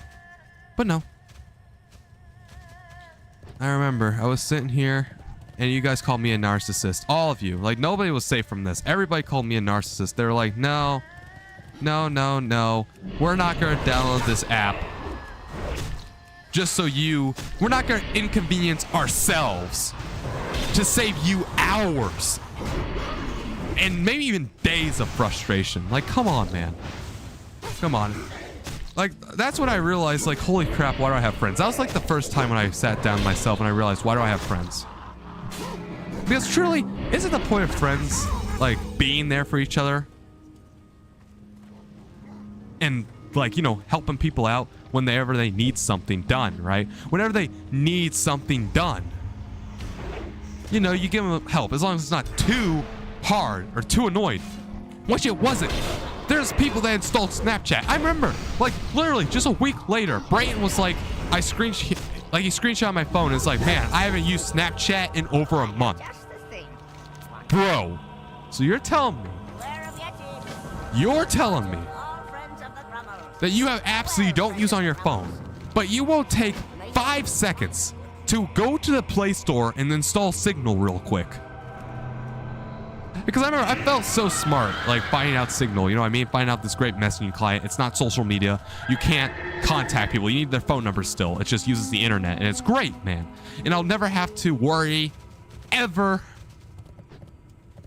about stupid stuff, basically. Like stupid MMS waiting to load. I felt great. I felt like this was going to be the end of my worries. You know, if I can't fix it, I might as well use something different. You know what I mean? It'll be a better experience for everybody too. Like I wasn't saying it was a better experience for you guys as well. I was telling you it was going to benefit you guys as well. You know, I had to appeal to the narcissist by making a narcissist appealing argument, I guess. Being like, hey, it helps you guys too. Well, if you're on the highway and you don't have any data connection, but you have Wi-Fi or something, you know what I mean? And then you can text via Wi-Fi and stuff like that. You know, it won't cut into your data plan and stuff like that. It won't cut into your daily text messaging. Nation, you can talk to us without having your phone, you know, when you couldn't use social media. I remember saying all these positives. But you guys wouldn't go out of your way to take just 5 seconds to install Signal. Like, I would have set up the chat and everything. Like, I would have done everything. I would have done all the hard parts, you know what I mean? Make the group chat, make all you guys get in there, and then that's it. You know, all you have to do is, that's just your dedicated thing. And you're like, no, I just don't want to have multiple messaging clients. Meanwhile, Brain over here a week later says, man, I haven't used Snapchat in over a month, guys. Man, nobody cares about me, man. Like, that's... Like, my supposed friends won't even do that. Like, come on, bro. It's so annoying. Like, I honestly can't see a downside. Maybe, like Thor, maybe you could bring up a downside and the reason why you didn't want to install Signal. I don't know. And obviously, Signal's useless unless everybody installs it, you know what I mean? Everybody would have to install it. So even if somebody was holding out, like, even if you went along with Thor or Nation or anybody that was, like, on my, I guess, good side, like the more real ones, you know what I mean? Even if you guys went wrong with it, it still would have been useless if Brain or anybody else didn't go along with it. And I just suffered. I suffered in silence. I just stopped caring, man. You know, I'm starting to just develop apathy, man. Like, why should I even care? Like, I remember when you made the... I remember when Brain made the group chat even bigger with Nation... Or not Nation. With Tristan and Gage. And I was like, cool. more errors on my end, because that's just basically what that means. More people, more messages, more errors. Because I don't know, man. I don't know if it's Verizon. I remember you guys were saying I did that to my phone. I swear to God, man, right hand on the Bible, that was not my fault. I don't know what was going on. Maybe it was my provider. I don't know. I did not do that to me. The goal that you guys have to say that I did that to myself too, like even after I told you guys, like I swear, man, nobody trusts me. Nobody trusts me. Nobody cares about me. What's the point of having friends, right? I don't even know if people are still in here. I don't know. Maybe I'm just ranting myself. Is anybody still listening to me? I don't know. I don't know. Type in chat if you're still listening to me. Maybe you're all just background viewers. Who knows, man? Who knows? I don't even know what I'm saying anymore. I don't even know. I don't know. I need to take a drink of water. I'll wait for you guys to type and be like if you're still here or not.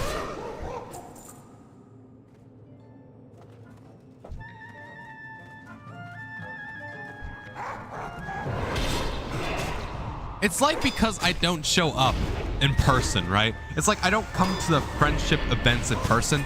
I'm not a friend. I'm just a guy you talk to. Which, I mean, that's fair. Maybe I'm not as close of a friend, right? That's fine if you think I'm not as close to a friend because I don't show up in person. That's honestly your prerogative. That's completely fine.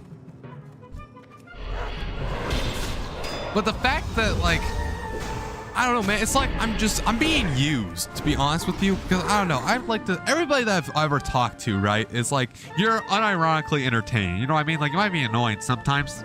But most of the time, you're entertaining. You know what I mean? And I swear, people are just using me and just to talk to. Because, like, I never run out of topics to talk to or talk about. I'm an entertaining individual, you know, like my voice, you know, everything all entertaining about it. You know, I bring up interesting facts. I swear, man, I swear, people are just using me just so they can, you know, be entertained. Have a person they talk to.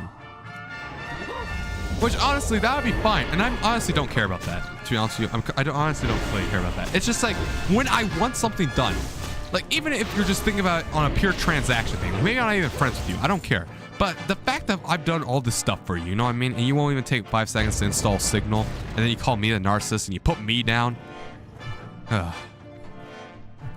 Knuckle Thump Jib Stabber? Oh, is that a monkey? Oh, yeah, there he is. Yeah, Hose and Steel Munch Packs, fair and square. Yeah, I just killed him. I knew that was a mob in WoW. Yeah. I just had a feeling. But yeah, I just don't know what people want from me, man. Like, every single time I try to ask something, everybody, like, any single time I ask a favor, right? People always want to call me a narcissist, like, when it benefits me. Like, for example, this also irked me. Talk about rapping, you know what I mean? Like, I'd always just be like, fire bars. And I get sometimes it'll be annoying, right? But sometimes I would just say, hey, I'm a rapper. You know, I would correlate to some things to rap, but I wouldn't be annoying. Like, I get it. Like, when I was doing rhyming, right? And I would just non-stop rhyming. I understand that's a bit too annoying. But sometimes I would just say, like, man, this is a good beat. I can't wait to rap on it or something like that. And then people would be like, man, it's all you talk about is just rapping. And oh my God, that's why I just stopped talking about rapping to you guys. That's why I stopped talking about my YouTube channel in general. I don't know. I still talk about it. I don't talk about it in person anymore because you guys just don't care. I don't know, man. Like like whenever I talk about my rap, whenever I talk about I'm a rapper, everybody's like, oh, you suck. Like, that's basically what they say. They say, oh, you suck. You know what I mean? Which, I mean, fair. If you don't like my raps, that's fair. I don't care. You know what I mean? It is what it is. But then they're like, oh my God, can you just talk about something other than rapping? You're not just Alex Rap Gilbert, man. Like, talk about something else for the love of Christ. That's not your entire personality. I wonder if I could put timestamps in Twitch chat, because I have no idea when you type, by the way. There's timestamps there, but there's not timestamps there. Well, I'm being attacked. I need to figure out how to do timestamps in Twitch chat so I understand when you're talking. But yeah, like, you know, taking something that I'm passionate about. Like, I mean, like, come on, guys. You talk about Valorant every single day of your life. You know what I mean? I don't play Valorant. I don't say, oh my God, guys, is Valorant all you are? You know what I mean? Like, especially Brayton's always like, Valorant. And I don't go to Brayton. I don't be like, man, can you talk about something other than Valorant? Jesus Christ, man. No, because I understand Valorant means something to Brayton, and that's why I don't like even though sometimes I get bored of hearing about Valorant stuff, I don't be like, yo, I don't care about Valorant. You know what I mean? I don't be like, yo, talk about something else, man. Like, I understand, like, that's the point of Brayton. That's why I don't say, Brayton, shut up and talk about something else. But like, Jesus, man, you could tell I like rapping. And then you're like, oh my God, can you talk about something other than rapping, man? You suck. Nobody cares. Like, that gets to you, man. Like, Jesus Christ, can I not talk about myself, man? So I just stopped talking to myself. I don't care, man. I don't care, man. Like, I don't know. I'm thinking about just going full mask off next year and just being like a, but I don't want to because of group projects. You know, the only reason why, the only thing that's keeping me from going full mask off next year and just not giving it absolute crap, you know what I mean, is group projects. Because I'll tell you, man, and I've had this happen before, nothing stings worse than looking around the entire classroom, right? Looking around, you know, looking around. Everybody else has their friend, you know, and their group partners. Like the teacher says, group project, and everybody has their partners. And then there's you, who doesn't have a partner, and then you gotta awkwardly walk around to every single table and group and be like, hi, can I join your group? Is your group full? And then eventually it comes across and you finally get in a group with like the nerd or like somebody that you don't like Jonathan, you know what I mean? Oh man, okay, I gotta run. Over $1,000 on Valorant. Jesus, dude, $1,000 is literally my PC right here. I think this computer that I'm streaming on is $1,000 in value. Like, he could have bought what I'm gaming on with that money and multi-streaming.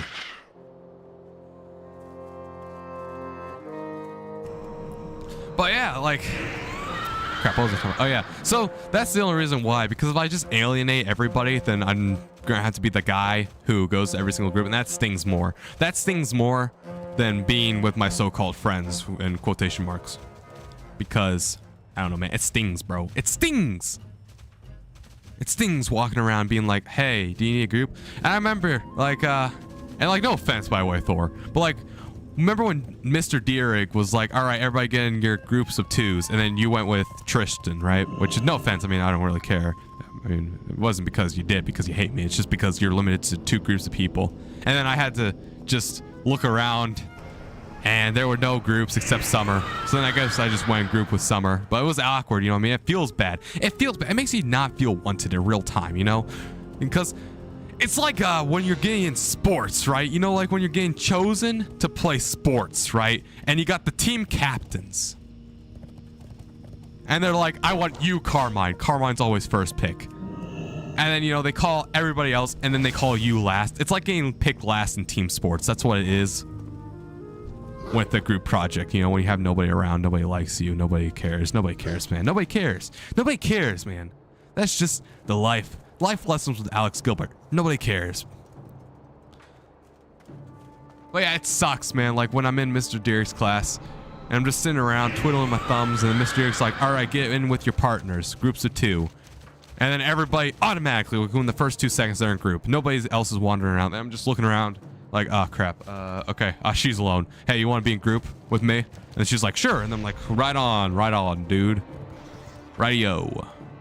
Well, I mean, that was fine. Summer's nice.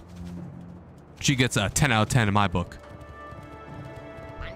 But yeah, could have been worse, you know. Could have been like a random person. Or it could have been awkward, too. Well, what's going on? Why did he despawn? What the... Why did that bro despawn? He despawned in real time. Okay, what? He's my guy. I need to turn this quest in. What? Okay, we'll wait a few minutes.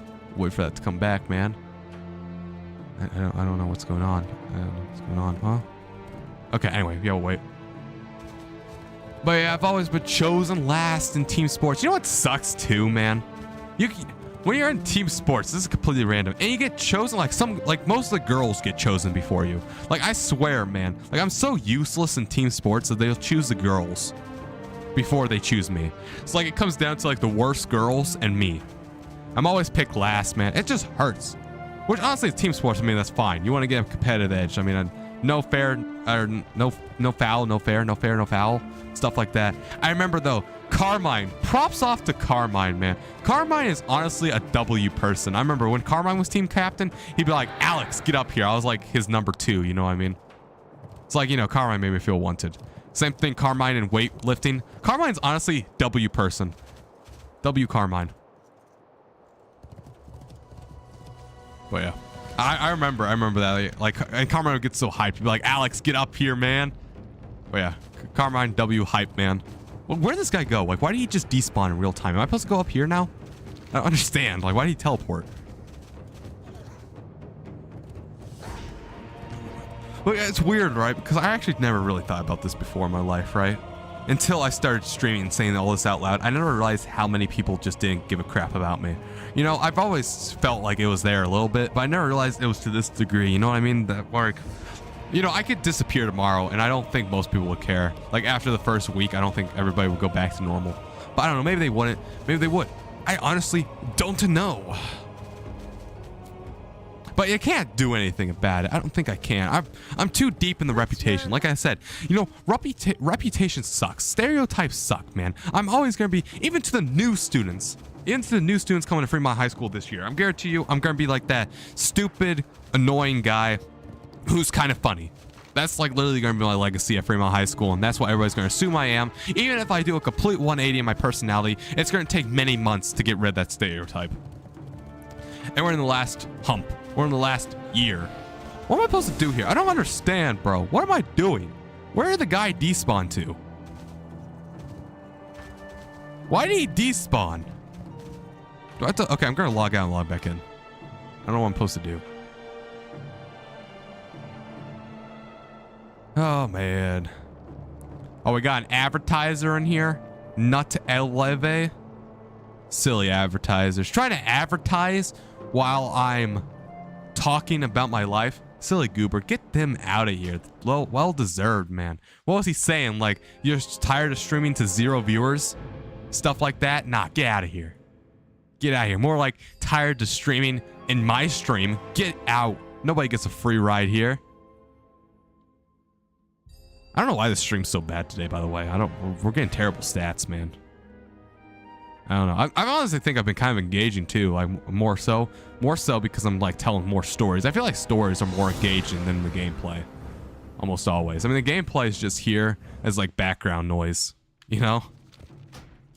I don't understand. Why did this guy despawn? What? I'm so confused. He despawned in real time. Like if you rewind the stream, when I turned it in to Brother Yakshu, this guy just despawned. I don't understand. Hold on. Bring up quest objectives. Oh, he's supposed to be over here. That's why. Oh, okay. Never mind. That's why. But yeah, it's just interesting to think back on all these people and being like, wow, you know, these people just didn't really like me. And all these times where people just don't care about me. I don't know. Negligence, man. Negligence. I don't understand why. I don't know why people... I don't know what makes people not like me. I don't know. I honestly don't know. And I honestly don't know. For conversations, this is what bugs me the most, man. It seems like... And I don't even understand this. Arguments especially, man. Where I'm making, like, we're having an argument, right? And I feel like the argument's going somewhere. You know, I'm adding more information to the group, right? I'm adding more information to the group. But you guys get more and more annoyed. And I don't know, man. I mean, I kind of agree with you. Like, I'm slowly coming over to your side. I don't know, maybe it's not fast enough or something. What am I supposed to do here? It could not be fast enough, right? Maybe you're supposed to... Maybe you want me to agree with you faster. But I mean, slowly, I'm slowly agreeing with you guys. But then you get more annoyed to a point where you just don't want to talk to me anymore. Oh, I'm supposed to lead this guy into the fire, I think. Lead him into the fire. Lead him into the fire. How am I supposed to go in ape? Can I interrupt that? Hold on. I gotta actually focus. Yeah, that's what I'm supposed to do. Actually, I can solo this guy. I don't need to do this. Oh, I slept on bananas. But yeah, I just don't like how I push people away, bro. And I don't know, man. This makes me think I'm freaking autistic. You know what I mean? Because I don't understand, man. I feel like when I talk to people, it's interesting, you know? Like that dopamine receptors up here. It feels good. I feel like we're getting somewhere. But everybody I always talk to They're always like, Jesus, why are you so annoying? Why are you so annoying? Whether that be on Reddit or YouTube or Twitch, Kick. Actually, not Twitch. I mean, I'm not big enough on Twitch. Or same thing with Kick. But, you know, in real life, I don't know, man. They're always like, why are you so annoying? I don't know, bro. I don't know. I don't think I'm annoying. I'm not trying to be annoying most of the time. I mean, sometimes I will say, why is your refrigerator running? I mean, yeah, sure. Sometimes do like an annoying, stupid joke like that. But if you get that triggered over why is your refrigerator running, if you honestly get that triggered, like, why is your refrigerator running? You get so triggered, right? That you like hate attack me. Like you just basically like go all out on me. Then like, I don't know, man. I don't know. You're so insecure. Like that's all I have to say. Like, how insecure are you to the point where a stupid joke, like, why is your refrigerator running, gets you that angry? Like, I can understand if it gets you a little annoyed and you're like, oh my God, bro, it's not funny. You know what I mean? I completely understand. But when you completely lash out over why is your refrigerator running, there's something wrong with you, man. You're like a lit fuse. You have internal anger issues. Like, I swear to God, man, Tristan Price, and I've said this before, I've said this to his face, I swear to God he has anger issues. And I don't know, man, Brayton, same thing. Like, I wouldn't even say anger issues. Brayton gets more sad when I talk to him. So I'm trying not to make him sad. Like, when I see Brayton genuinely sad and I realize I made him sad, I shut up. Like, I shut up immediately. I'm not trying to make Brayton sad. Like, I remember one time at the lunch table, I made Brayton sad. Like, he's like, oh my God, Alex, I'd rather sit somewhere else. I'd rather sit alone than sit with you. And I remember he said that at the beginning. Like, I was about to say something, right? And like, before I say anything, he's like, I'd rather sit alone than sit with you. I immediately shut up. For the entire lunch, for the entirety of 25 minutes, I shut up. I didn't say a single word. And I remember Tristan was like, man, Brayton, you should be sad at Alex more often. That way you can get him to shut up. It's like, bro, what do you want from me? Like, Jesus. I laughed for about 30 seconds the first time I heard that. The first time you heard what? I wish timestamps. How do you enable timestamps on Twitch? Because that'll actually make it easier to understand the context too. Hold on, community, can I turn on timestamps? Oh, I'm the broadcaster. Wow. Wow, the community, cool. How do I collapse this? Wait, okay, go back to chat. Oh, your refrigerator running. Yeah, I know, like, and honestly understand, right? The joke did get stale, you know what I mean? I understand. But most of the time I didn't start it, you know what I mean? Like after a while, I got old for me too. You know what I mean? It got old for me too, and I just stopped saying it. But then Tristan would say, you're stupid. So I'm like, all right, we're going to say these cliches. So if we're going to say cliches, we're just going to say, hey, is your refrigerator running? I remember how angry Tristan got as well. Like, I swear, Tristan's face was getting, like, red. Like, as red as a tomato. Like, actually red. Like, he was legitimately getting angry. Like, not type of angry where he's faking it. He was, like, legitimately getting, like, actually angry over this. Man, Questy's kind of dumb, man. Why do I have this add-on? I'm just going to use the base game thing. And then Brighton would get... Oh, okay, wait. Chat settings? Okay, we got it. Hold on 1 second. There's a goat killing me. Let me kill this goat, and then I can do that. Just swag. I don't know. Like I said, I don't mean to make these people... I will say sometimes I do want to make people annoyed. I never want to make somebody sad, though. Okay, chat settings. Where's chat settings? Chat settings. Okay, settings. Oh, wow. Okay, chat appearance. Timestamps. Perfect. I don't know why that's not enabled. That should always be enabled. Expanded. Sure, extended. Font size is fine. What else can I do in here? Emotes only? No, I don't want emotes only. Slow mo? No. Okay, that looks... Oh, chat appearance? Oh, okay, that's fine. All right, perfect. Now we go. Yeah, okay, that'll help me out. Because then I can understand, like, when the message was said.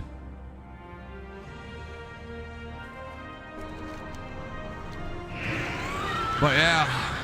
Like, I never want to make somebody sad. I never, like, annoyed? Okay, fine. Like, sometimes I make people annoyed sometimes. Well, most of the time I don't, man. Like, I normally do it in retaliation. I've told everybody this. Everybody this that's ever been annoyed with me. They're always like, Jesus Christ, why are you so annoying? Which I will say, fair.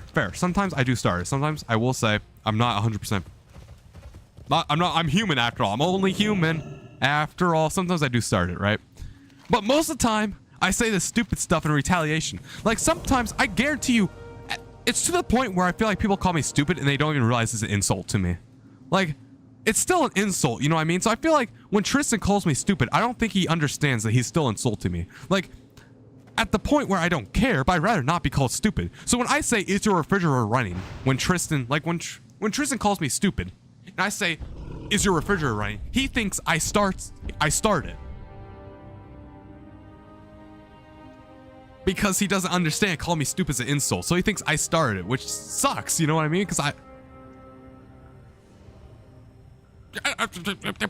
it's still an insult, you know what I mean? But he just doesn't understand it. Same with Brayton. I don't think any of these people understand calling somebody stupid. I don't care like what you think it is. Like unless it's like in an actually funny way, you know what I mean? But like most of the time it's not. Most of the time it's just like out of the blue, you're stupid, you know what I mean? Like after saying something. I don't think they understand. That's an insult to me. I don't care if I don't really react to it anymore. I don't care if I embraced it. You're still insulting me. And I'm gonna fight back, you know what I mean? Or like fight back. I'm gonna make it funny, you know what I mean? I'm gonna be like, is your refrigerator running? But then you're so weak-willed and you suck to the point where you legitimately like actually get angry at it. Like I get the point, like if you get a little annoyed, but Tristan's whole face gets extremely red to the point where you don't even want to talk to me because I say, is your refrigerator running? Like I just don't understand, man. I swear, man, like everybody, and then they call like oh man, like the hypocrisy, man. They call me a narcissist. They call me overreactive. Like, Jesus Christ. I don't know, man. I don't know. I probably been yapping about this too much, man. I don't really care. I don't know, man. I'm the dictator of the stream. I talk about whatever the heck I want to talk about. But yeah, I don't know. I've probably been yapping about this too much. But I don't know. Maybe I'm not yapping about this too much. Maybe you want to know more. Maybe you don't want to know more. I don't know. Because you're the only person that talks in chat, Thor. So I don't really know what the average viewer wants to see. Maybe they want to see more. Maybe they want to hear more about my struggles with friendship. You know, or maybe they don't. Maybe you don't. I don't know. What do you want to see, Thor? Do you want me to keep talking about this? Do you want me not to keep talking about this? It's your choice. Because honestly, I don't know, man. I feel like I've been talking about this for like 3 hours, which I obviously haven't. I actually kind of been talking about this in general for 3 hours, but I think I've been talking about this for about an hour though. But man, it's just annoying. I don't know what. I don't know. You want me to keep talking about this? I don't know. I feel like after a while, I feel like I do it to death, you know what I mean? And I end up saying the same stuff, or it's the point where it's like, okay, buddy, move on, you know what I mean? We get it. I don't know. But yeah, but do you want to see more of this? Do you want to hear more about me, I guess, complaining? I don't even know if it's complaining or something. I don't even know what you would call it. But yeah, you want to hear more of it? Do you not want to hear more of it? I don't know. I'm down to just talk about whatever. I don't really care. I just don't want to do it all the time, you know? I don't want to become a Brayton, you know what I mean? And like I said, you know, I've described this before, like, at first, you sympathize with Brayton because Brayton's going through all the works with depression, you know what I mean? But then every single time Brayton talks. Huh, yes. What does that yes pertain to? I'm lost now again, sorry, my bad. You know what I need? I need my stream playing only to me so I can understand what I'm saying myself. Or I need like a rewind so only I can hear what I'm saying. Because I have no idea what that yes pertains to. Oh, you want to listen more? Okay. That's interesting. But yeah. So yeah, I don't know, man. Because I will say, right? And I've said this before, right? When it first started, when I first met Tristan, right? I think me and Tristan were pretty much like pretty good friends. I don't think he had any animosity towards me, right? Or at least not that I know of. But then we had study hall together, a whole block, right? And I would just talk, you know what I mean? Because I'm doing what I do right now. I just talk about something, you know? And I have a naturally loud voice. I think this is why Tristan started hating me. I have a naturally loud voice, right? And you know, you have Miss Nisley. Ugh. You know what I mean? You have Miss Nisley in here who I speak, right? I speak words. I speak words in my normal talking voice. My normal tone of... Oh, I got a text from mom. Hold on. I got a text from my mommy. What does the text message say? Go to bed? I will at 4. I'm not gonna go to bed right now. Oh wait, it is 4. Oh. Okay, I'm gonna say soon then. Soon. Holy crap, it's 4 o'clock. Okay, my mom has a point there. I didn't even realize it was 4 o'clock. Yo, shouts out to the time. Oh no, my guy's gonna die. Don't die. No, none of these guys are all, oh man. Okay. My mom has a point. My mom has a point. It is very late at night. Also, is that kind of off my head? No, okay, perfect. Okay, I'll finish up this quest real quick and then I'll end stream. Because I want to finish up this quest, I guess. And then get to somewhere else that I can say. I guess I need to turn in barrels of fun as well. That's what I'm going to do. I'm going to go here and then go here, turn in barrels of fun. That's the 2 things I'm going to do. Okay, yeah, all right. And then I'll end stream. All right. But yeah, anyway, it's got to the point, right? My voice, naturally loud. Absolutely naturally loud. You know, my normal speaking tone's loud. And I'm in library class, right? And anytime I talk, Miss Nice is like, "Can you stop being so loud?" And I'm like, sure, whatever, bro, whatever. And I think that's actually annoyed Tristan. I don't know why that annoyed Tristan, but to the point where, like, every single time Miss Nicely would yell at me for being too loud, because honestly, I can't really control it. You know what I mean? It's my voice tone. Like, I would have to, like, really pay attention to my voice. And, like, when I get emotionally invested in something or excited, my voice goes back to normal. So, yes, I can talk like this. Like, you know, I can talk like this the entire time. I can talk like this, but then eventually I'll forget to talk like this. I'll go back to loud. I'll go back to loud like this. You know what I mean? So, yes, I can change my voice for a little while, but eventually I'll forget. You know what I mean? I'll slip up. And, honestly, it's not fun like that. You know, it's not my voice. It's not who I want to be. You know what I mean? I have to, like, actually hold back. So, I think Tristan actually got annoyed because Miss Nice would always call at me. And I don't know, man. Like I said, I can't change it. And I don't know, maybe Tristan calls Cap. You know what I mean? Maybe Tristan's like, Cap. You know? And then maybe, I don't know. And then slowly just more animosity towards Tristan throughout study hall. Like, I guess I would annoy him. By far, not my intention, you know? I mean, okay, sometimes it was my intention, right? Me and Brayden would sometimes gang up on him. But then Tristan and Brayden would sometimes gang up on me. So it's all fair. All fair in war, you know what I mean? But slowly, I feel like it stopped becoming a joke because we would gang up on each other for a joke, you know what I mean? It was funny. We were fake trashing on each other. But slowly, he started going more and more personal, you know what I mean? And I don't know, like, I feel like it started not becoming a joke anymore. More like a, not joke, you know, like more like it got personal. Like, he started getting more personal about it. Like, oh my God, you're autistic or stuff like that. He started bringing up random stuff like that. Especially in like the Iron 1 behavior. Like, oh my God, Tristan, that's Iron 1 behavior. Stuff like that.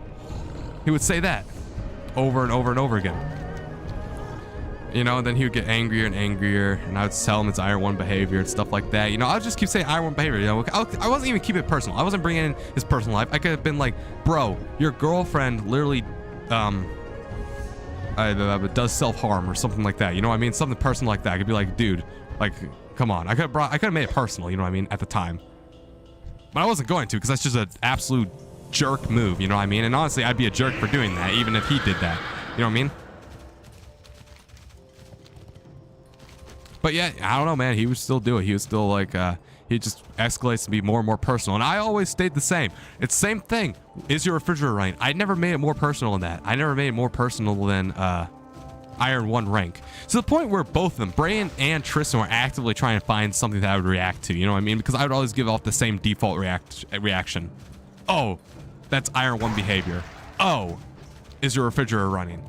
Until they found out Ella. And they're like, oh, what'd you want to do to Ella? And that, like, actually annoyed me, you know what I mean? Because, like, you know, I got rejected by her. And it hurt. And then people are making fun of me. And it's like, brother, what? You know what I mean? And I don't know, man. Like, people are like, this is just so annoying. Like, oh, Jesus Christ, why did they escalate it? Like, why did they escalate it? Like, honestly, I wouldn't care, right? Yes, calling me stupid's an insult, and I care about it a little bit, right? But if it just stays at stupid, right? If you call me stupid, I say, is your refrigerator running? And it stays at that until somebody gets boring or somebody gets bored. Albeit, that's fine. Oh, another thing that I got, like, actually annoyed at. Remember when Tristan stole my lunch card during Mr. Deer's class, and he would not give it back? Or no, it was during lunch. And he stole my lunch card. He would not give it back. To the point where he was willing to go to the office. Because I remember Mr. Deere was like, all right, resolve this right now. You're both going to get sent to the office. Like, brother, I just wanted my lunch card back. Like, why are you stealing my lunch card? Like, that actually annoyed me to the point where I was like, bro, like, give me back my lunch card. Like, I need that. I'm not going to let you go home with that. That's kind of important. I need that for many reasons. Like, that annoyed me so much. There we go, the shadow pan. I'm not going to accept that quest. Yeah, but that really annoyed me, like, when he stole my lunch card. I'm like, that's personal property. Don't touch that. Don't touch that. You know what I mean? Don't annoy me. Like, don't take... When people put ranch in my locker, and then the ranch bags exploded. Don't do that. Like, Jesus Christ, that's my locker. Like, come on, bro. Like, it's not funny. It's my personal locker. That's my personal lunch card. Don't take what's not yours. People did that with my calculator. Ashton would steal my calculator and not give it back till the end of the period. I'm like, bro, dude, Elliot would steal my folders while I was doing homework. Elliot would steal my folders in study hall and not give them back for like 30 minutes. I'm like, bro, I need that. And he's like, no. And then he would like move it around and stuff. I'm like, holy crap. Everybody would touch something that's not theirs and just keep it and stuff. Like, that's all I have to say about that. Like, Jesus, it's not yours. Don't touch it. I'm fine with like verbal insults. Like, if you call me stupid, yeah, it hurts. You know what I mean? But let's not go any farther than that. You call me stupid, I say, is your refrigerator running? I'm fine with that. But if I keep saying it's your refrigerator running and you keep escalating it for no reason, no apparent reason, you're in the wrong. I'm sorry to say, it's suffice to say, you're in the complete wrong. I'm gonna fly back to Half Hill so I can log out, because when I go to Half Hill, I can pick my crops. I don't know, man. I just don't know. I don't know. I hate people, man. Every single day I'm alive. Every single day I'm alive, I learn more negligence, right? For example, Miss Miller doesn't care about me anymore. Miss Miller probably never cared about me. Like, she can't take the time out of her day to fix something that she messed up. You know what I mean? Like, Miss Miller messed up my schedule. She's still avoiding my emails. Tomorrow, I'll probably get a resolution. I will say tomorrow, we'll probably talk to face. But then again, I said that back on Thursday. I said Thursday I'll probably be able to talk to her face to face because she'll answer my email and she's not going to take a half day because she needs to fix up my stuff. But yeah, Miss Miller doesn't care. The state doesn't care. Nobody cares about me. Bro, I'm just a number to everybody. I'm a number. I'm a personality. I'm an NPC. Like, actually, like, not even like, I'm unironically an NPC to these people. Like, when people call me an NPC, like, that's also an insult. Like, I act like an NPC. Like, bro, do I not have enough human life to you? Like, you treat me like an NPC. I understand that, but I don't know, bro. I just don't know, bro. I don't know, man. I don't know. I need to go to bed, though, because my mom is right, bro. It's 4:17. I thought it was 3:17, but yeah, so I'm going to fly out here. I don't know. Any other thoughts you want to say, Thor, before we end stream? Anything you want to talk about real quick while I move out here? Because I do need to go to bed. It's a bit late. Because I do need to fix my sleep schedule before I go back to school, and that would not involve going to bed at 5 like I normally do. But actually, I will say that does matter though, because yeah, because when I go to bed, it is technically the weekend still. But then again, it's a school night, so I have to treat it as a school night technically. So I don't know. I guess yeah, I should be going to bed sooner on Sundays.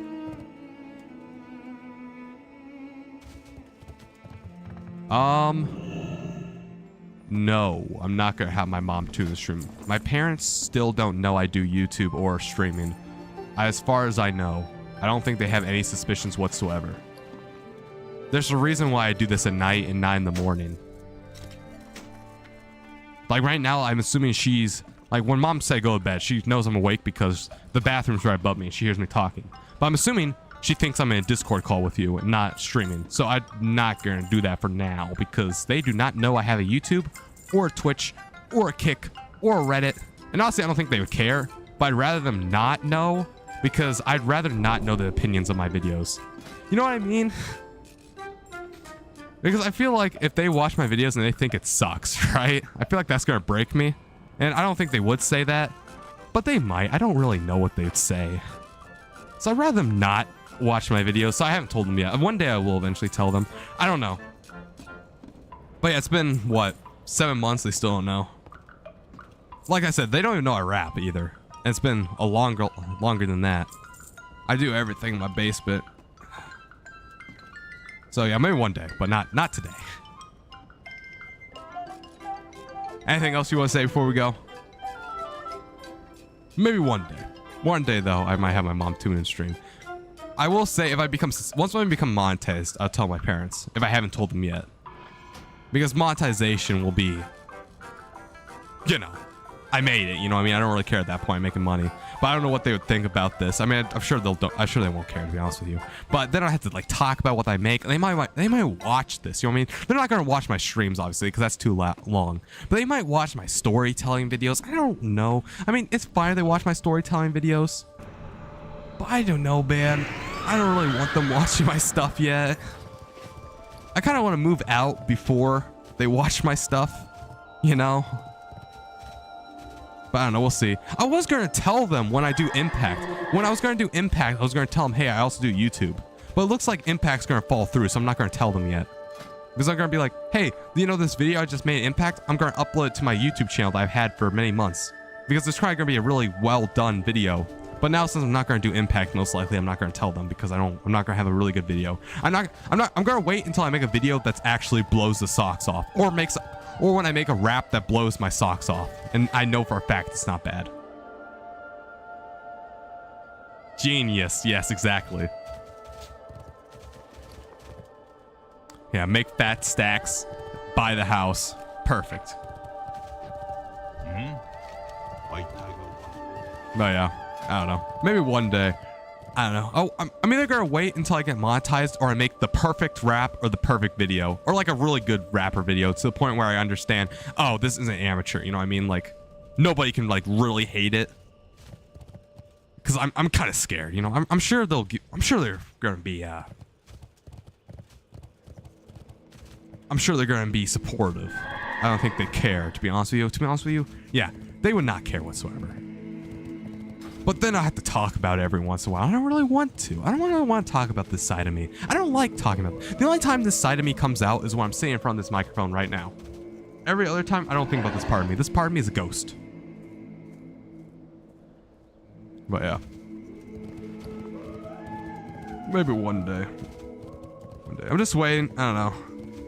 I'm waiting to get bigger, man. Once I get monetized, I feel like it's going to be easier to just talk about it. I don't know. It's just gonna feel weird. I haven't told any family. The only people that know are my friends. Friends. Like people that know IRL. Those are the only people that know. I haven't told any family whatsoever.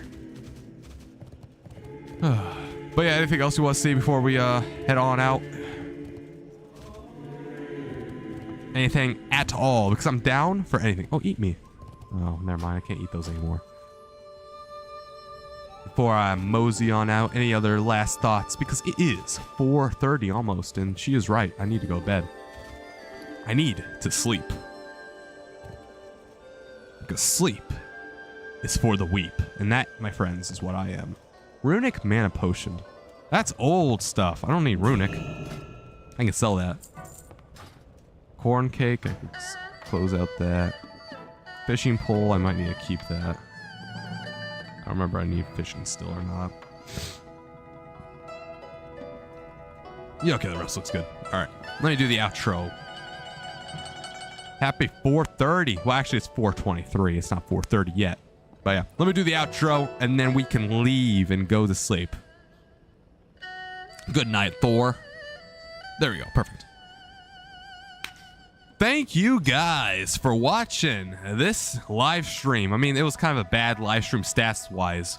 Not as good as I normally do, but thank you guys for watching it anyway. You know, we hit level 89. We're almost level 90. Tomorrow's live stream will hit 90. I think that's going to be it. I mean, yeah, streaming is going to come to end soon. We have 1 week left for streaming, and then I'm going to stop streaming because school's going to get in the way. But don't worry, shorts and videos are still going to be posted on my channel and community posts. So don't worry there. Thank you all for watching King Alex Gilbert. Truly from the bottom of my heart. I think it's crazy that people watch me live. Like take time out of their day, or I guess their night, to watch me. That's crazy. Like, comment, and subscribe if you enjoyed this stream or this VOD. Have an amazing day, an amazing month, an amazing week, and mostly an amazing year.